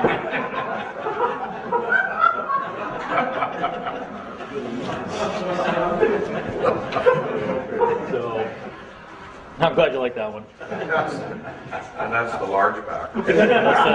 That's the Costco pack. So, let's flip that around. Now, I'm very good at flipping things around. That's always helps me understand. Like little stories I like to tell people. Like when I was in jail this last time, before I make my next point. And people like stories too. I was in jail, and I'm like, man, I'm going to take advantage of this. Because I'm like that. I'm smiling in jail, and I'm like, man, this is an opportunity to learn more about the system. I view everything as an opportunity. And there's a flat screen TV, like a 48-inch flat screen TV with unlimited satellite and a coffee pot. I was like, shit, I don't even have that at home. Like, this is awesome. Now I could be up all night writing my documents, except they gave me a pen and paper there. Not golf pencils in a canteen requisition form. So I went to the guy, the corrections officer that was in charge during the days, in his office, and I said, hey, can you guys show me the file you guys have down here for me? He's like, well, it would be down at the head office. We don't have that here, but I don't think you can see the internal documents like regarding the jail to do with you. And he said, and you'd probably have to talk to your lawyer. And I was like, well, I said, no. I said, I self-represent. I'll call it that. I self-represent. It's just easier. Don't get into. He's a corrections officer. Okay. Don't get into the whole. Well, no. I represent myself. So obviously, I'm not going to have a lawyer do that. And he goes, oh, okay. Well, if you're representing yourself, then I guess by right we have to show you that stuff. And I'm like, yeah, that's right. So they had they call it a three-striper come down. He's just somebody with more authority on his sleeve there. He's under a higher title of authority within their organization. He's like, yeah, I understand you want to see some documents. And he's like, what do you want to see? I said, let's start with the piece of paper you guys have that authorizes you to keep me here. He goes, well, that would be a warrant of committal. And I knew that. I just wanted to see what he was going to say. And I said, yeah, that's right. That's what I want to see. Because the reason I know about the warrant of committal is another story altogether we won't even get into today. And he goes, there isn't one in your file. I said, really? Then how is it that I'm here? He goes, I don't know. I said, well, do you not find that a little odd? I said, when was the last time you had somebody in one of your prisons and there was no warrant of committal to have him there? And he's like, actually, I've never seen that. He said, okay. I said, well, we got a problem. Other than the fact that you guys have a locked gate and a fence and guns and you'll shoot me, what is keeping me here? Well, you'd have to talk to the Crown about that. I said, no. I said, if the Crown is, and then we had a little bit more talk than that, but ultimately it came down, he said, well, you're here because the Crown put you here. They have the authority to put you here. I said, okay, well, where's the document with a signature on it? I need to know who's liable for me being held here. Well, the Crown's liable. The Crown's liable. You'd have to talk to the Crown. At this point, there's no point in even continuing to talk to this guy about that kind of stuff. So I just said, okay, let me put this another way. That's where I like to flip things around. Instead of you showing me a document that grants you the authority to keep me here, let's turn this around and say, pretend when I get out of here, just pretend that I'm going to do this. Just go with me on this. I get out of here, and I go down to the Justice of the Peace, and I charge you and you for kidnapping, unlawful confinement, and about 20 or 30 other criminal code charges and then I sue you in civil court for millions for holding me here against my will, what document are you going to produce that gives you a lawful excuse for what you've done and removes liability for not allowing me to leave right now? That's coming at it from the other way now. Not what document do you have to keep me here. What do you have as your get out of jail and shit creek card? If I sue and criminally charge you, you have nothing to produce to say, well, you know, this Crown attorney signed a document that said keep him here and he assumes all liability. They have nothing, so I guess they're liable, aren't they? It's about being able to prove evidence that you have the authority to do something. And they didn't have the proof, which means they're liable now. So that's one way of attacking that kind of stuff. And I was going somewhere with that, and I can't remember where now. I'll get to it. Did you walk? That day? Yes. No. That was I think day 9 or day 10. I still haven't fun yet. I like enjoying the television set. Yeah, well that, and you know, you got 18 days to sit around and just think shit up. Do stuff. It's a great time to sit and think about this stuff and figure out the system more, and do other things like one of the things I also did was we had access to a payphone. I could call out all day long. I had access to a payphone, so I had a couple of calling cards my buddies got me. I had 4,000 and something minutes, and so I called the head JP for the province of Manitoba, the manager, top person. Got her name, phoned her up. You know, hey, so and so, this is Dean Clifford. I'm calling you from Milner Ridge. She's like, oh, okay, what can I do for you? And I got into, well, I said, I got some criminal charges I want to swear out against a bunch of people. I said, how do we do that over the phone? And she's like, well, you can't do that over the phone. And I said, then how do I do it if I can't do it over the phone? She said, well, you got to come down. I said, well, I can't, I'm in jail. I said, you can talk to the correction staff, maybe they'll let me go for the afternoon and come down there and do it. So, long story short, we've got into it, and I just basically said, look, she ended up admitting that I could just draft the criminal complaints using their forms, attach an affidavit to it, have my friend come down and just basically give her the documents. It's already sworn and attested to, even though she said at first I couldn't do that. And then I could do it, but it had to be a lawyer. And then, oh, okay, you could do it, and your friend could do it for you. Like, okay, well, that took 10 minutes to get that out of you. Thank you. But she didn't know. We had to do the logic thing. I said, well, what's the difference between my friend doing that and a lawyer if he has power of attorney for me? Well, nothing. Then my friend can do it. Oh, well, yeah, I guess so then. Nothing's changed. Just her answer. Okay? But anyway, so I called this lady up on the phone and said all this, and I said, so what I need from you is I need you to describe to me, start to finish, the private prosecution process. For me to privately prosecute these people and have them go to jail for what they've done. Get it before a judge and do everything. I want you to explain the entire process to me, start to finish. She's like, right now? I said, well, I've got 4,000 minutes on this calling card, and the phone's mine for the next 9 hours. So, yeah, I really have nothing better to do. They're watching rap videos right now on the TV, so believe me, I really don't want to be in there watching TV. So we only made it about 10 or 15 minutes into it where I just said, actually, you know what, I'm not really going to do this to you. I said, I'll get off the phone, I'll just come see you when I get out of jail. But that's the kind of fun stuff you can do from there, right? It's great. Anybody says they can't do anything from jail, you haven't tried. I had correction staff, they would come and pick up my documents, run them back down to the head office, fax them all to the courthouse for me, stamp them, and bring them back to me while I'm sitting in the canteen room there watching TV. I'd be sitting there having a coffee and watching a movie or something like that. The correction guy come in and oh, Mr. Clifford? I'm like, yep. He goes, your documents were faxed off to the courthouse. Here's a receipt. Oh, thanks. Okay, yeah, just go back to watching TV. The other 20 guys in the room were like, who the fuck is this guy? Right? Sorry, I swore again. Yeah. I was asked not to do that. So, yeah. So I swore in a different capacity than the one I agreed to not swear in. Was this improved behavior of theirs, running these documents around? Did that happen after you mentioned to them that what about if a judge want to get out of here? Nothing. No, it didn't have any relevance. I just kind of I like messing with people.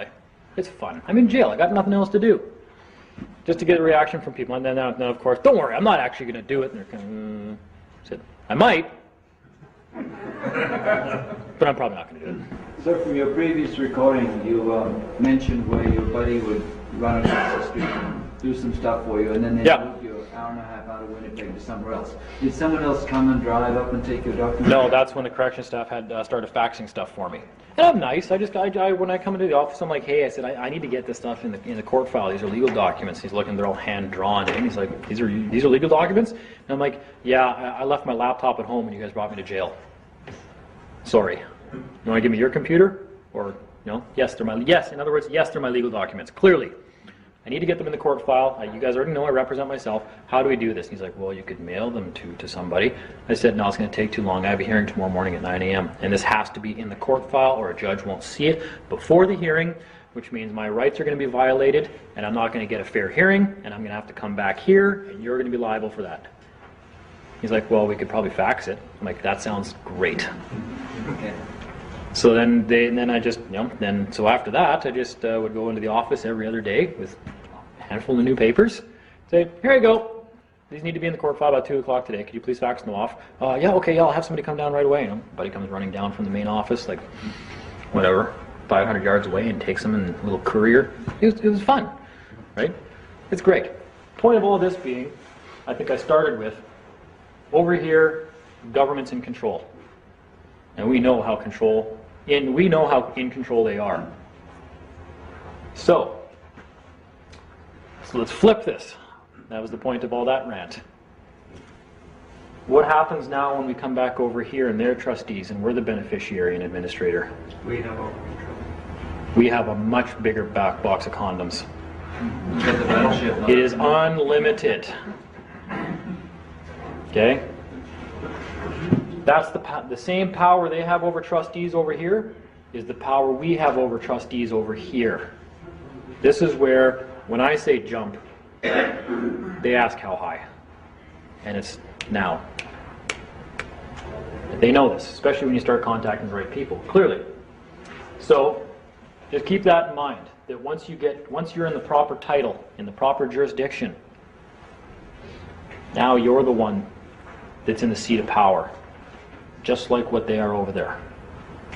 That's the empowerment part of this. Now you can start to collect on remedies and stuff like that and establish your jurisdiction in your civil claims when you start going after people.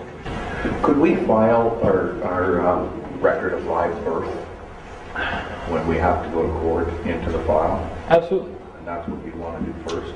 I would do it differently. Right? Number one, I would start by contacting the Crown. Again, everybody wants to contact the court file. Okay? Why? Start with the Crown. Agree with thine adversary quickly, lest he drag you before the magistrate. Agree with your adversary. What if you're dealing with another? Your adversary is the Crown. Well, if you're not with the Crown, if there's another two-party thing. Same thing. Yeah. Same thing. Get agreement before you go to court. And if they take you to court, you're not going to like the terms. That's why the plaintiff wins, what, 80% of the time? In statutory court, they're the plaintiff. You're the defendant. It's not called that, but that's what it is. Right? And we don't know what's going on. So you're walking into battle naked. And they've got all the power anyways if you're operating through that title. So we have to... So, yeah, this goes for any lawsuit. What I'm telling you there about contacting your adversary and agreeing with him, and that's why I made sure I used a biblical reference for that, because that's what men do. We resolve our differences with our adversary before having to go to battle.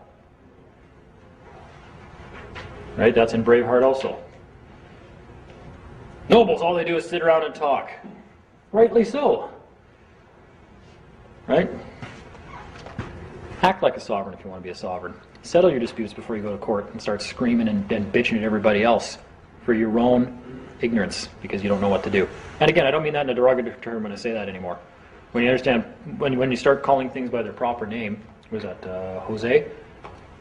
True knowledge begins with calling things by their proper names, right? Ignorant doesn't mean you're ignorant. That's not an insult. It just means, well, you're ignorant to something. You haven't read it yet. You don't understand something yet. That's ignorant. It's not a derogatory term. So, what's that? Yeah, my people suffer for a lack of knowledge. Okay? So we're trying to change that. I'm Athena right now. Shaking my spear. Get out of here. Ignorance. So... And the courts are supposed to be last resort after you've exhausted all your other... Last resort. Somebody asked me about that earlier, about why I say in another video that's tax fraud. If the first action of the Crown is to take you to court, they're committing tax fraud. They're using publicly funded courts to pay for something that could be easily settled outside if they simply answered to your letter.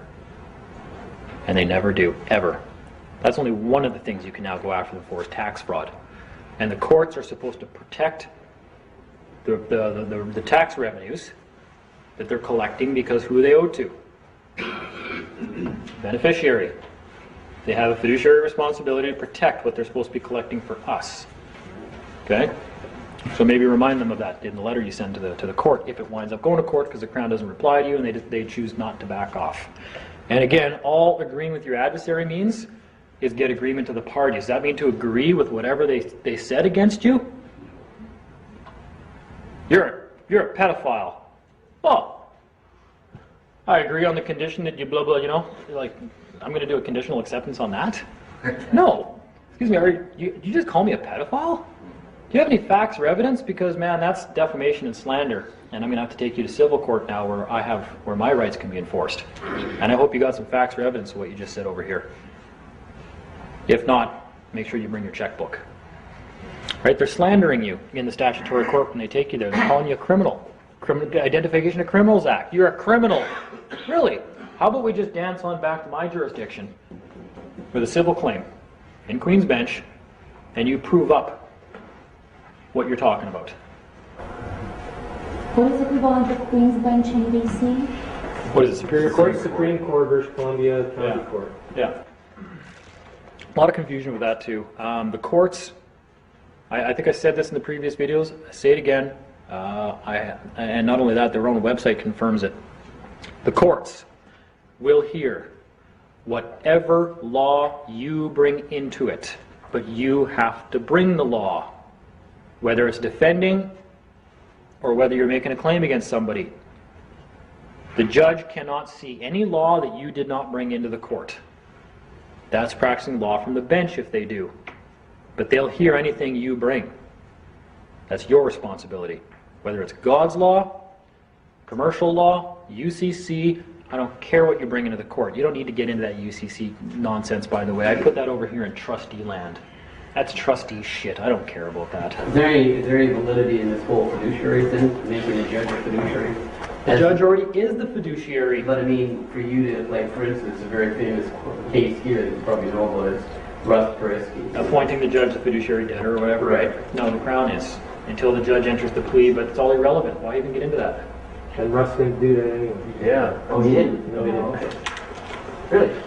Absolutely not. Yeah, Nothing to do with it whatsoever. Never entered into the discussion. Yeah, guaranteed not. Where was I going with that? So we have to bring... Bring the law in. Yeah, so here's the only problem. In statutory court, they can't hear anything that's outside of statutes. It doesn't exist. That's out of their jurisdiction completely. And the Crown brings in statute law, and you don't raise any other law, and so statute law is what it is. Yes, except statutory court is literally just regulated. Only the judge actually cannot hear. Like, how many times have people walked into that courtroom with the Bible and said, you show me a law higher than this, or this is my law. Well, no, in this courtroom, in statutory court, statutes are the law. That's why you have no common law rights in a statutory court. So if you're getting out of the charge, it's because they realized, oh shit, yeah, we took one of these guys into over here, and that's bad. We're going to be liable for the damages. So we better call it quits. Whether it's acquitting him or withdrawing the charges, state proceedings, don't care. They'll stop attacking you to limit liability. Don't know which hand went up first, but you're closer. You mentioned you can't bring a counterclaim in the provincial court, for example, but there may be a way to do that. Michael Lembay. I didn't say provincial court.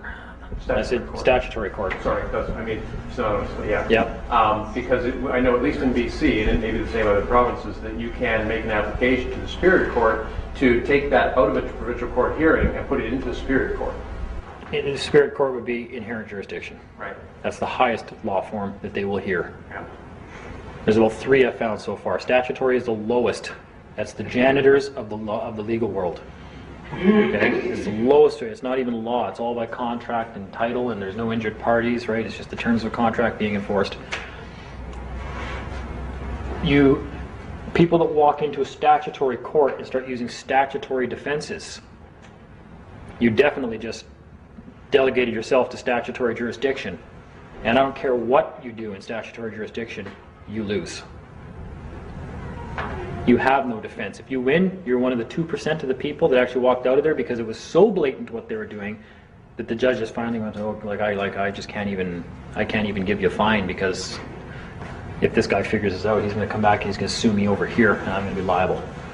That's the only reason you'll win in statutory court. And the best thing is to get agreement of the parties before you even go there. That's the formal hearing. Did you guys settle your differences yet? Yes, we did. We have agreement of the parties. We've agreed that I'm non-taxable, I'm non-statutory in nature, I wasn't operating through this title, and they have not one fact or evidence to back any claim to the contrary. Dismiss. That's your duty. I can prove that. You have a duty to do that. And if you don't, you're liable. And you do that all in a pleading, a motions brief. And attach all your exhibits. And send that into the court. Like a proper counterclaim. That's your counterclaim. Your remedy is that they leave you, that go away. But you're not going to enforce a fee schedule for $11 billion. You're never going to enforce a counterclaim for $11 billion, but you're even less likely to do it over here. Okay? Your counterclaim would be dismiss the charges, you're damaging me, but it's not really a counterclaim, it's more of a threat. So, establish all the facts. You're going to be the only one with any facts. You had your hand up earlier anyways. Yeah, right here in Chilliwack, I was in court for a ticket, and basically I gave my record of live birth in a affidavit. I honestly didn't really know what I was up to, but I did. And then I basically told them I was a man created by an act of God, and that, anyway, some stuff went on there, and she basically said, look, if you're not Mark Puja, then you didn't show up. She first acknowledged me as whoever. Yeah. Anyway, the point is that I left there, she dismissed it, or she didn't dismiss it, she decided I didn't show up. I ordered the court transcripts. And by doing that, they sent a copy of this BC Supreme Court, who phoned me later and said, we got a copy of this here, how do you want to proceed? And I just said, you know what, I'm not sure just yet. I'll get back to you. And I haven't gotten back to them yet. But so it sounds like by accident I kind of did what you were talking about there. So if I go into the BC Supreme Court and say, now you're in my jurisdiction, then there's like I can get the thing just dismissed. Or... Well, one of the things I did, and this was interesting, and you're right about that, but what I did, I like to try new things and different things every time. I try something different just to see what kind of a reaction I get. So when they dragged me out for my first hearing, and this is relevant to what you were saying, they brought me before a judge, and they claimed to be holding me for an obstruction of a peace officer charge and a bunch of other stuff pending and whatnot, and I said, okay, well, so I want to make you guys aware of a couple things here before we start. So number one, I said, you guys are forcing me to take part in your private bar association, tribunal, whatever you want to call it, in statutory jurisdiction. I'm not here by choice. It's against my will. So while you guys are holding your statutory court, I just want to make you aware that at the same time, I'm convening my own court. Because they're always in our court. Court's open 24 hours a day. You just got to swear out an affidavit of all the events. Right? Your life is a matter of record if you make a record of something that happened.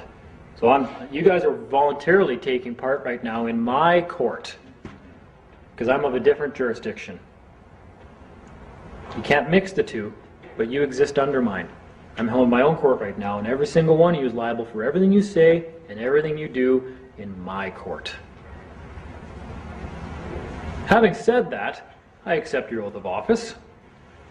And now, for the record, I'd like you all to know that I affirm before God that I'm innocent as a man of all these charges, and I have caused no harm, and I've broken no contract. I have no contract with these people. There's no injury, no statement of claim, there's no cause of action. They don't have jurisdiction over me because I'm not an agent of the government. I was a little angry when I was saying it too, right? I'm in chains, my ankles are chained together, and I got wrist cuffs on, and I'm pissed off already, and I got 2 sheriffs on each side of me, and I'm saying it with a little bit more of a strong voice and pointing with my handcuffs on. I'm just like, is anybody rebutting anything I just said? And the judge just goes, he's pretending to write in a piece of paper that's not on his desk, he's not even looking at me. And then he looks up and he goes, don't talk to me, your problem's the Crown. He wanted nothing to do with this now. Nothing to do with it. He's like, I'm not getting involved in this. I just told him, you're liable for anything you say or do, because I'm going to come back and I'm going to make a civil claim, and I'm going to name you, and you're going to be in the affidavit, and you're going to be dragged into my jurisdiction to answer for what you did over here, because you guys can do whatever you want. I didn't say this, but they know this. You're free to do anything you want, but you will never escape the consequences of your actions. You will always be liable for what you do. I can kill somebody. I can kill you right now. I probably couldn't. It might be a good struggle, but I can't escape the liability of that action. So you got to let him know that. And he just, that's the first time I've ever heard a judge say, "Talk to the Crown." It's always, "Don't speak to the Crown. You talk to the court." Well, this one went the other way now. He's like, "Don't talk to the court. Talk to the Crown. Court wants nothing to do with this." And so that's what I did. I looked across there, and I got the Crown's name before when I came out first. I'm not going to say name on the video, but I'm getting better at this now. Every time they trick me into giving a name, now I learn just to ask them their name before court even. Hey Crown, what's your name? He'll tell you. Right? No, nice to meet you. And so I could identify for the record a real name now. So when I looked over and I said, "Crown, Mr. So-and-so, are you rebutting anything I just claimed? Anything I just stated? Affirm before God." He just looks down and goes, "No." Okay, well I have agreement with my adversary. He just agreed with me. They have no cause of action, no claim, no jurisdiction, nothing. And I pointed that out. I said, "We have agreement of the parties. Motion dismiss right now. Dismiss all charges and release me." And the judge said, "Oh, I'm going to schedule a bail hearing for tomorrow morning." I said, "No, you're not. Let me go. Did you not hear them? We have agreement of the parties. They just admitted they have no cause of action, no claim, no injury, no contract, no jurisdiction. What more do you want? Motion to dismiss. Release me right now. Bail scheduled for tomorrow morning, 9 o'clock. And I'm just yelling at him. I said, "No, you're not." He did anyways, obviously. And then he got up and he ran out of the room.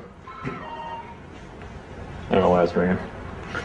So that's kind of like what you were talking about there, where get with the jurisdiction. So they knew, and that's why as soon as I stated, "You guys are in my court, and I'm going to be making a record of all this when I get out. I'll be swearing out affidavits, and you're liable for everything you did there." That's why the judge just basically put his head, and he's like, "No, talk to the Crown. I want nothing to do with this now." So you better believe they know. He might not know enough, or he's maybe hoping I don't know how to go back and civilly sue him now and put him in the complaint, because now he basically participated in holding me against my will, knowing that the Crown had no claim. Okay. That's not so good. So that probably answers your question as well. There's no need to change the hearing's jurisdiction at all. You guys do your thing over here, because I don't give a shit about what you guys do over here. Because I'm going to come back at you over here. And you have no lawful excuse for what you did over here. But they can do anything they want over there. That all make sense? So, if you were to if you contacted the Crown, same letter 3 times, asked them 3 simple questions by registered mail, maybe clarify who you are. Say, "Look, at the time of the complaint, I was acting under my inherent rights. Just so you're aware. Same name, same everything. I was acting through this title." Think of a better way to say it. Do you have any evidence to the contrary? Can you provide payroll records, a contract, an affidavit, or any evidence of any kind that would demonstrate that I was performing a function of government or acting as an agent of the Crown at the time of the complaint. That goes for income taxes too. When I made this money, I'm not disputing I made money. Absolutely I engaged in commerce. Guess why? It's an inherent right, and I don't give a shit what money somebody paid me with. That's not a valid argument. If somebody pays me with Bank of Canada notes, that's what they paid me with. Jurisdiction does not follow money. Or, oh, well, you used our money, therefore you're under our... No, nonsense. That's nonsense. It's about as big of nonsense as the belief that you haven't been paid because the money's not backed by gold. People used to get me to, have you been paid? Huh? I said, well, I used the $10 to go buy food. I'm pretty sure it's worth something. I hate that argument. If I ever hear that again, I'm just going to snap and go monkey shit and start killing people. Okay? Oh, money's not worth anything. It's not backed by silver or gold. Say, hey, can you go buy a car with it? Can you go buy gold with it? Can you go and exchange it for food? Yes, to all the above? Then it's worth something. Don't tell me it's not. I hate that. Okay. Until I can't exchange it for anything, then it's worthless. That's why I can't pay you with a promissory note that I draft, which is my signature. That's a lie. I'm working on that. I think we can get there. But in the meantime, yeah, it clearly has value. But that's not what drags you in over here. In fact, government, with creating the money, was trying to streamline our ability to do commerce. They're actually trying to do something that benefits us. Not this kind of a benefit. This kind of a benefit. They're trying to create a system for our benefit that allows us to conduct commerce and do things streamlined. It's great, let's use it. Right? Do I want to be driving around a horse and carriage for the rest of my life if the government says, well, no, now we can do commerce this way? Okay, great. Does that mean does that attach a liability to me, statutorily speaking? No, how could it? Are they going to argue that? Are they going to go into a court and say, well, Your Honor, he wasn't performing a function of government. We have no jurisdiction over him at all. But he used a Bank of Canada note, so he's liable, so he has to do everything government says. Come on, that guy would sound about as stupid as I did 10 years ago. Difference is they are that stupid. Almost most of these guys at lower levels, sorry guys, you are pretty ignorant. I won't use the word stupid anymore. You're ignorant. You're very ignorant. Yeah. And that's dangerous. That's like giving a kid an Uzi. These crowns. They got a lot of authority over here. And they don't know who the hell they are or what's even going on. And they admit that. Half of them say, I have no idea what you're talking about when I even start talking about this stuff. They're kids that were given an Uzi in that jurisdiction. There's judges that wrote papers on that. How 99% of the litigators that are churned out of law schools are hopelessly incompetent to the level that they should not even be in a courtroom. Those are judges writing those papers. They know these people are stupid. So They were litigators once. What's that? They were litigators once. Yeah, exactly. So they know. Yeah. Well, they're the 1% that were competent that did make it somewhere. Right. So they are trying to help you a lot of times in the courtroom. Some of them, but they are limited in their jurisdiction. And if you're being belligerent, you don't know the difference here, and you're arguing through this title, and you're trying to claim rights and stuff that you don't have, and you're being a jerk about it, you're going to find out how much power they have. Right? So again, a properly filed motion, whatever criminal charge you're dealing with, that was where I was going with all this. Income taxes are the same thing. When I made the money, did I make the money over here? No. If you're claiming that's why they're taxing it. And then I can get into a further explanation of that. The reason that they give you this certification to perform the function of the government is because the government is foreign to Canada. It's foreign to this landmass. It's a foreign power. It was created in the UK. That's where it exists. It's foreign. Okay? That's why they had to certify us in order to work for them. To create an agent that we could work for them as a foreign agency. Over here, we are basically the indigenous people of this land. We are foreign to them. We're indigenous to this land. When we act as an agent of the government, we become foreigners to the land.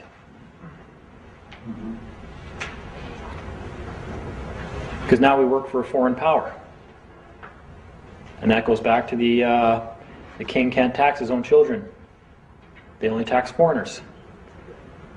They only tax foreigners. You're acting as a foreign agent of this corporation when you're acting as one of these guys. Foreign to this country.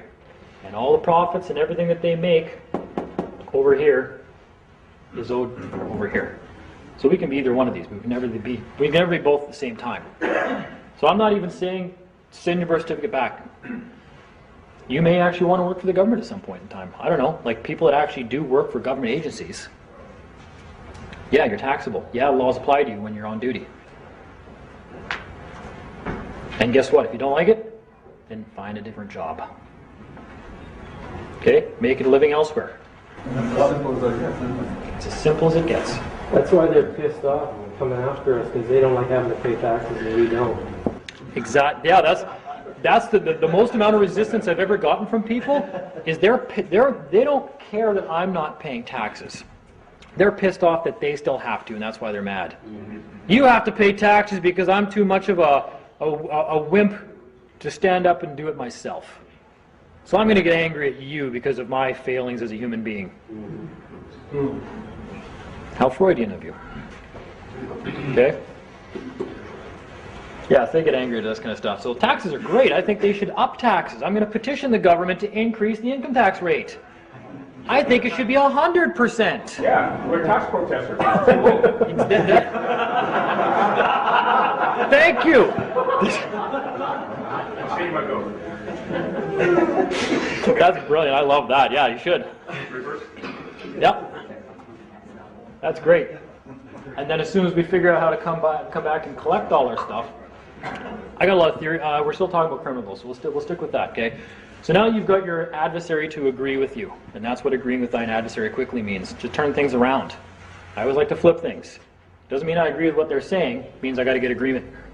Let's resolve this. Can you guys prove up your claim? At all. Can you provide one factor evidence that demonstrates anything you need to prove I was acting as an agent of government? No, they can't. Do it 3 times, default them, registered mail, give them an or else in there as well. They don't like that, okay? An or else. You know what an or else is? No? It's when my dad says, do that, or else. Okay? He'd tell me 6 times to do something, but I didn't do it until he said or else. Then I knew, oh shit. Consequence. Something's coming down the pipe now if I don't do what I'm told. See, it's all related. This is all natural law. That's what natural law means. I'm not going to do something until my dad tells me he's going to kick my ass if I don't. They're not going to do something if you don't tell them. You're going to kick their ass if they don't. That's called natural law. There's no law book for that. I can demonstrate how it works.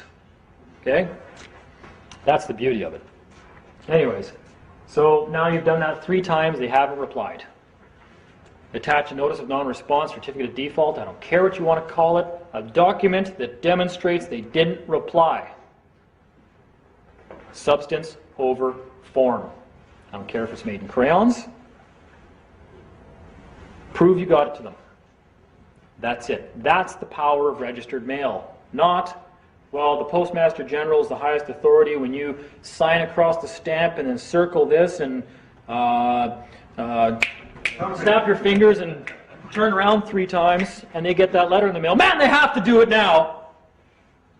No, that's not what that means. The postmaster is your witness. He can prove, yes, they got it. You better believe they got it. I made sure they got it. And just to prove it, here's the signature that they had to give to when they received it. That's the power of the post office.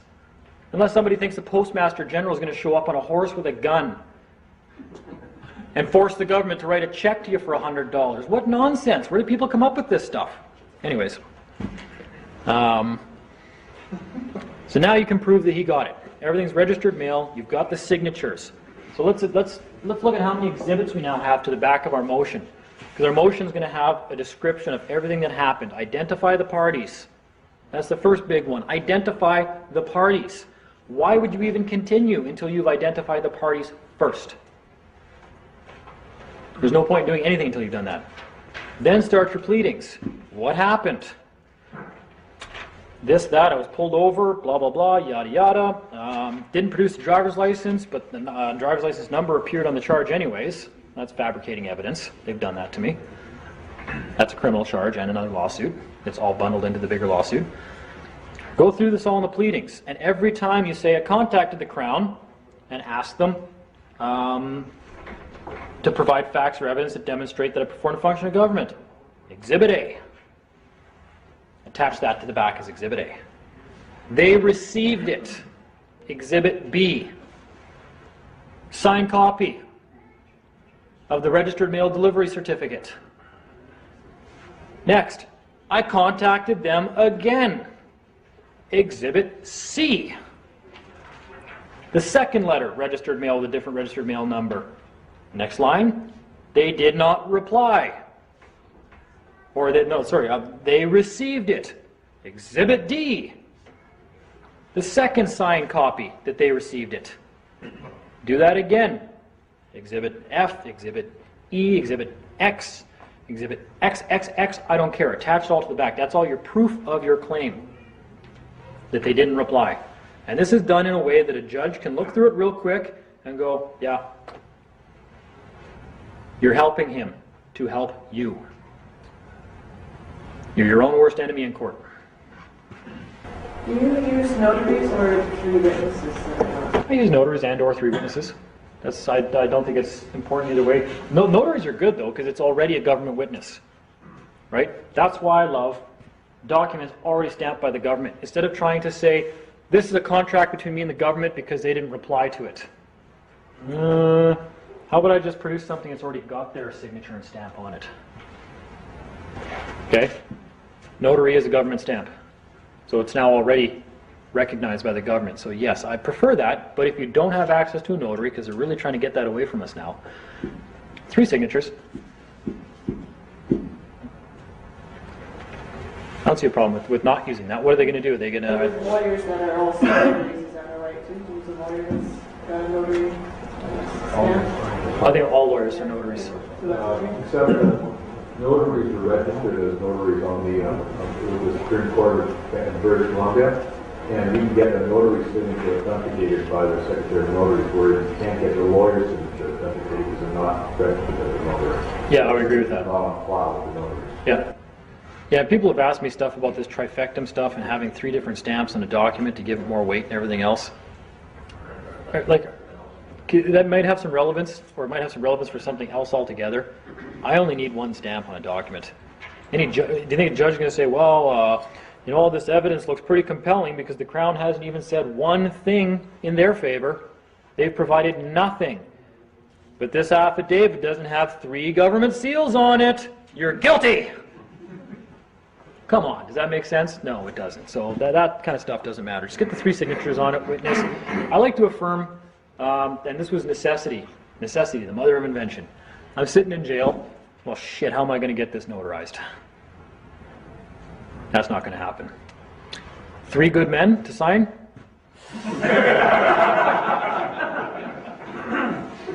Nope. What do? Who's the best witness I could ever call or swear something in front of? God. This bing, light bulb went off. Shit, okay.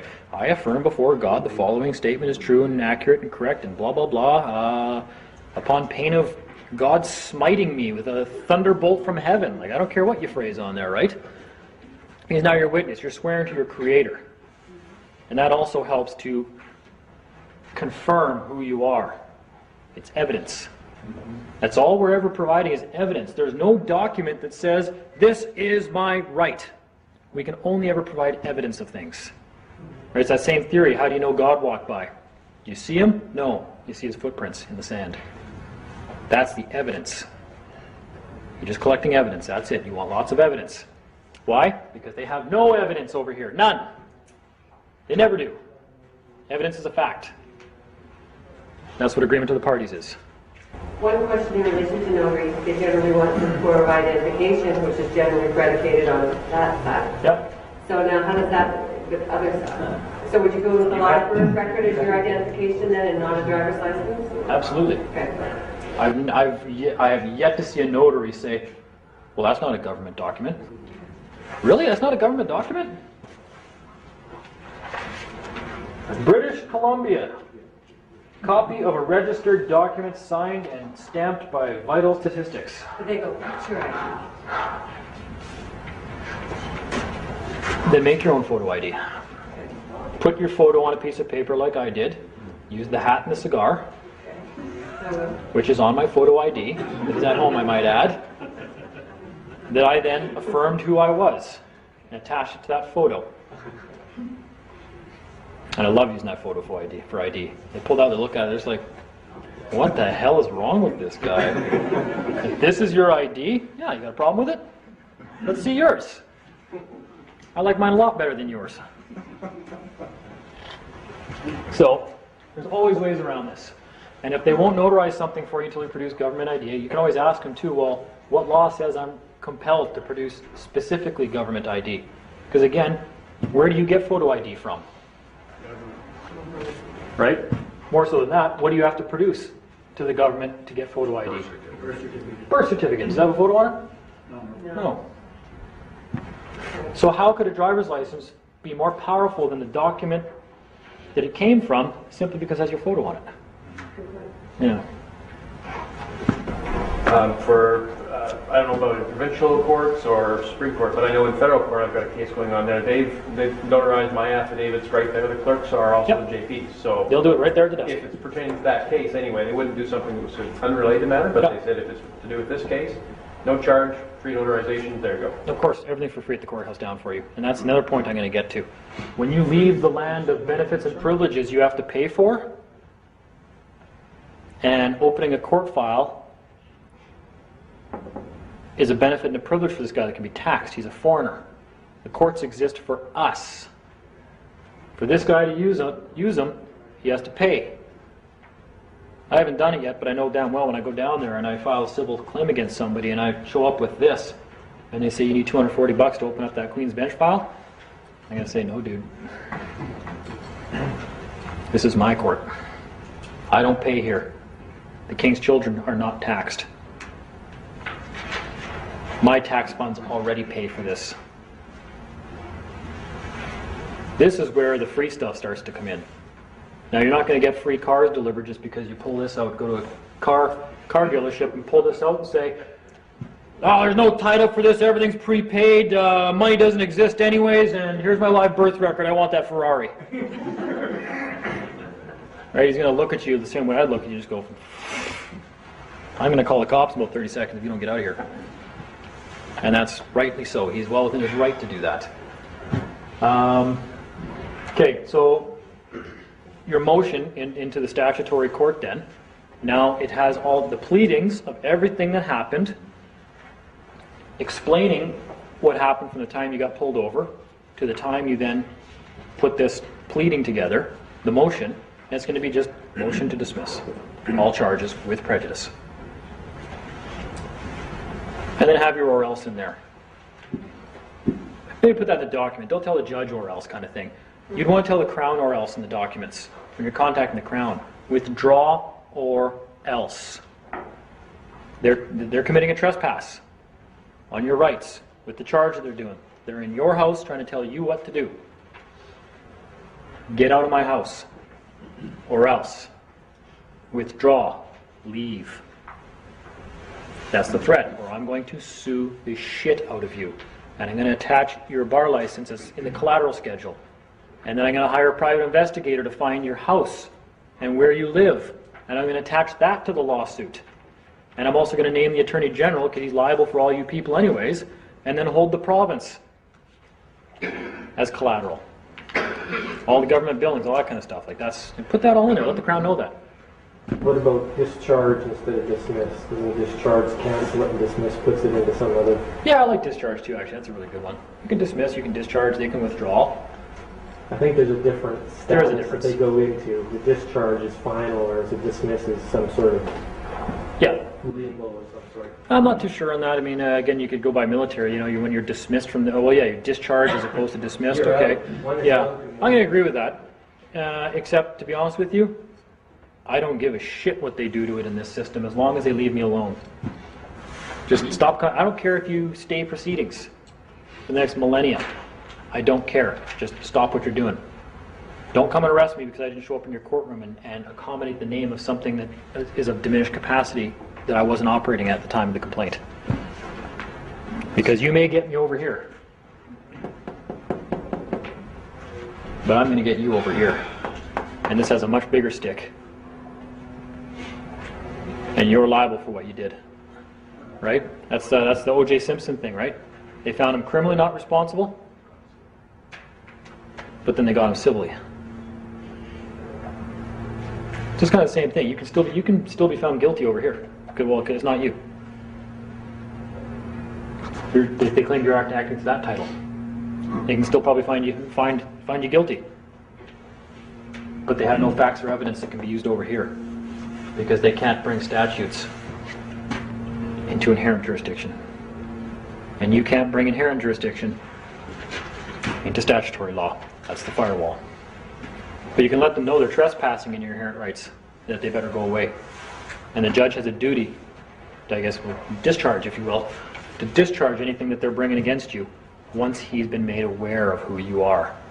And that's why the one guy I talked to so far, and this was hilarious, I hadn't even gotten into this stuff yet, and we're sitting at Boston Pizza, and he had a story like what you had there, where he goes, yeah, I had something really weird happen. I went to court like 6 months ago, and I walked in there with the live birth record and started waving it around. And the judge basically, put that away, and he's like, well, this is my live birth record. And when he tried showing it to the judge got up and ran out of the room. And as soon as he put it away, he's like, well, did I win? Like, he had no idea, right? And the judge came back out, and he's like, okay. And then they pretend to try to proceed, and he's like, well, wait a minute, I just tried, And he's like, he gets up and runs out of the room again, Like the guy was spraying garlic in his face. He's a vampire or something. Okay, we got 5 minutes more here yet. And so that happened one more time. And the guy didn't know what he was doing. Right? He was just like, he goes, yeah, it was really weird. And I'm like, oh, dude, when we're done talking in 20 minutes, you're going to realize what you did, and you're going to laugh.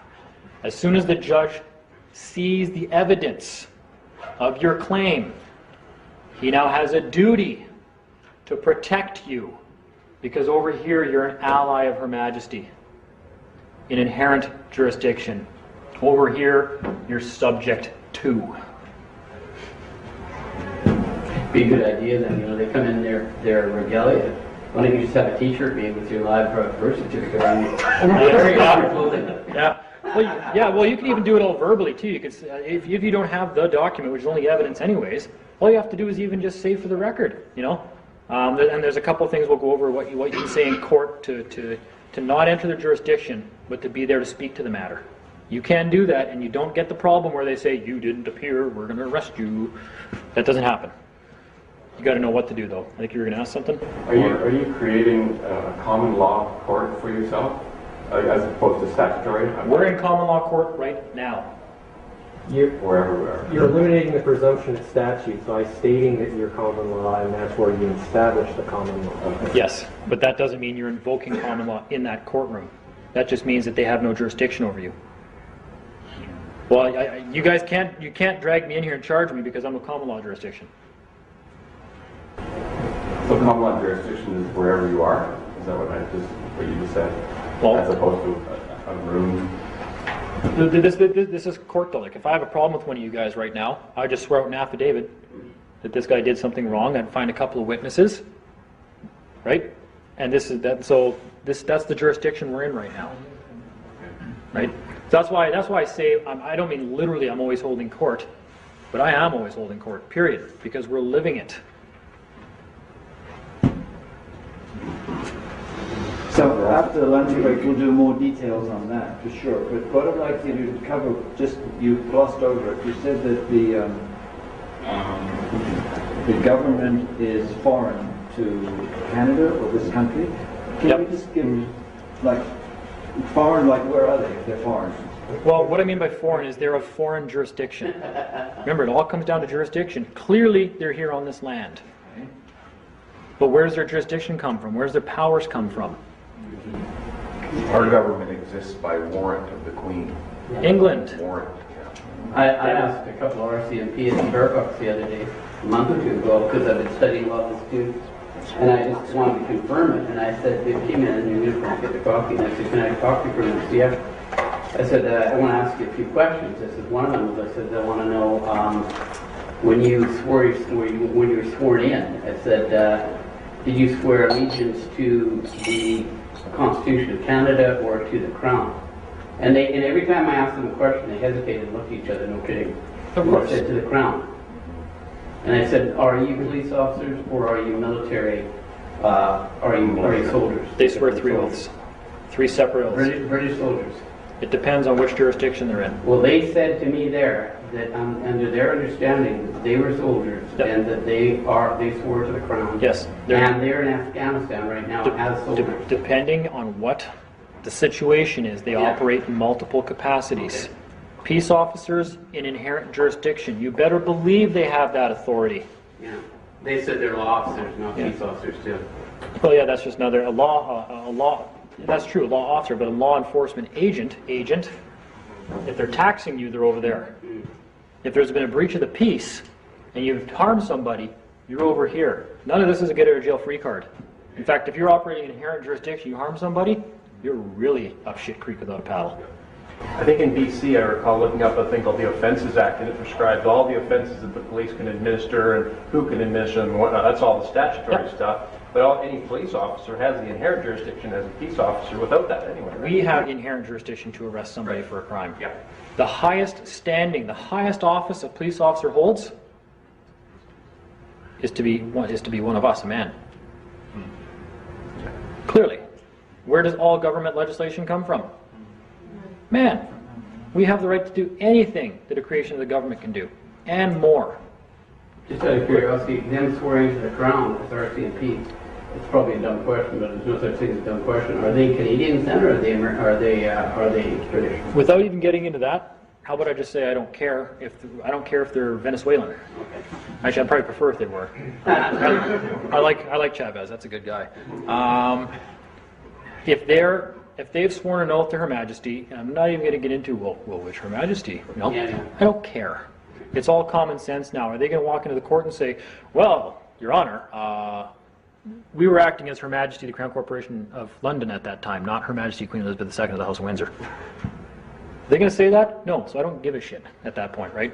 But they did swear an oath to what I believe to be Her Majesty Elizabeth Regina, who made an oath to protect us, to hold our property in trust, to protect it for us, and to uphold my common law rights and inherent jurisdiction.